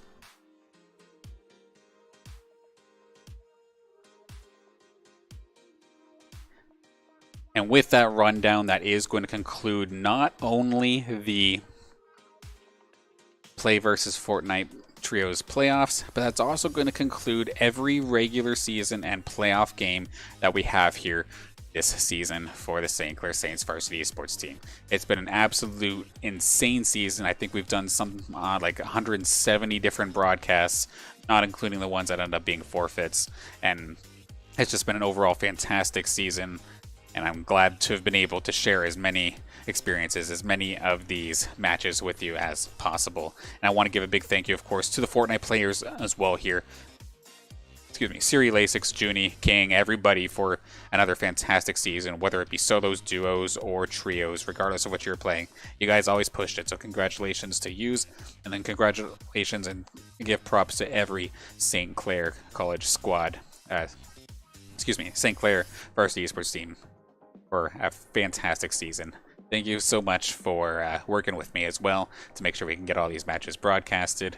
And this is basically my final broadcast as technically as a work-study student, which means I'm moving on, no longer a student and whatnot. However, the good news is you're not done, I'm not done with you guys just yet. I'll see you in the next season as well, and looking forward to bringing you more and more action here for hopefully years to come here on the St. Clair Saints varsity esports team. But with that, we will be closing out, and after one final shout out, of course, we gave the sponsors a big thank you earlier as well, but one more time actually, thank you St. Clair College, the Zuckman School of Business and Information Technology, PC Outlet, St. Clair's SRC, the St. Clair College Alumni Association, and Tim Hortons. Thank you everybody for tuning in to the broadcast as well one more time. It'd be pointless for me to do this without you, or not pointless, but it wouldn't be as awesome to do this without you guys, so thank you all. And last but not least, thank you, I suppose, or thank you to Chelsea for keeping track of Jace for me while I'm constantly working these desks. With that, I shall stop rambling, and we shall close on out. So unless there is a midsummer tournament, or there's another special event happening here on the Saints Gaming CA channel, my name is Dan Banner, also known as Mr. Danners, and I'll catch you on the next one.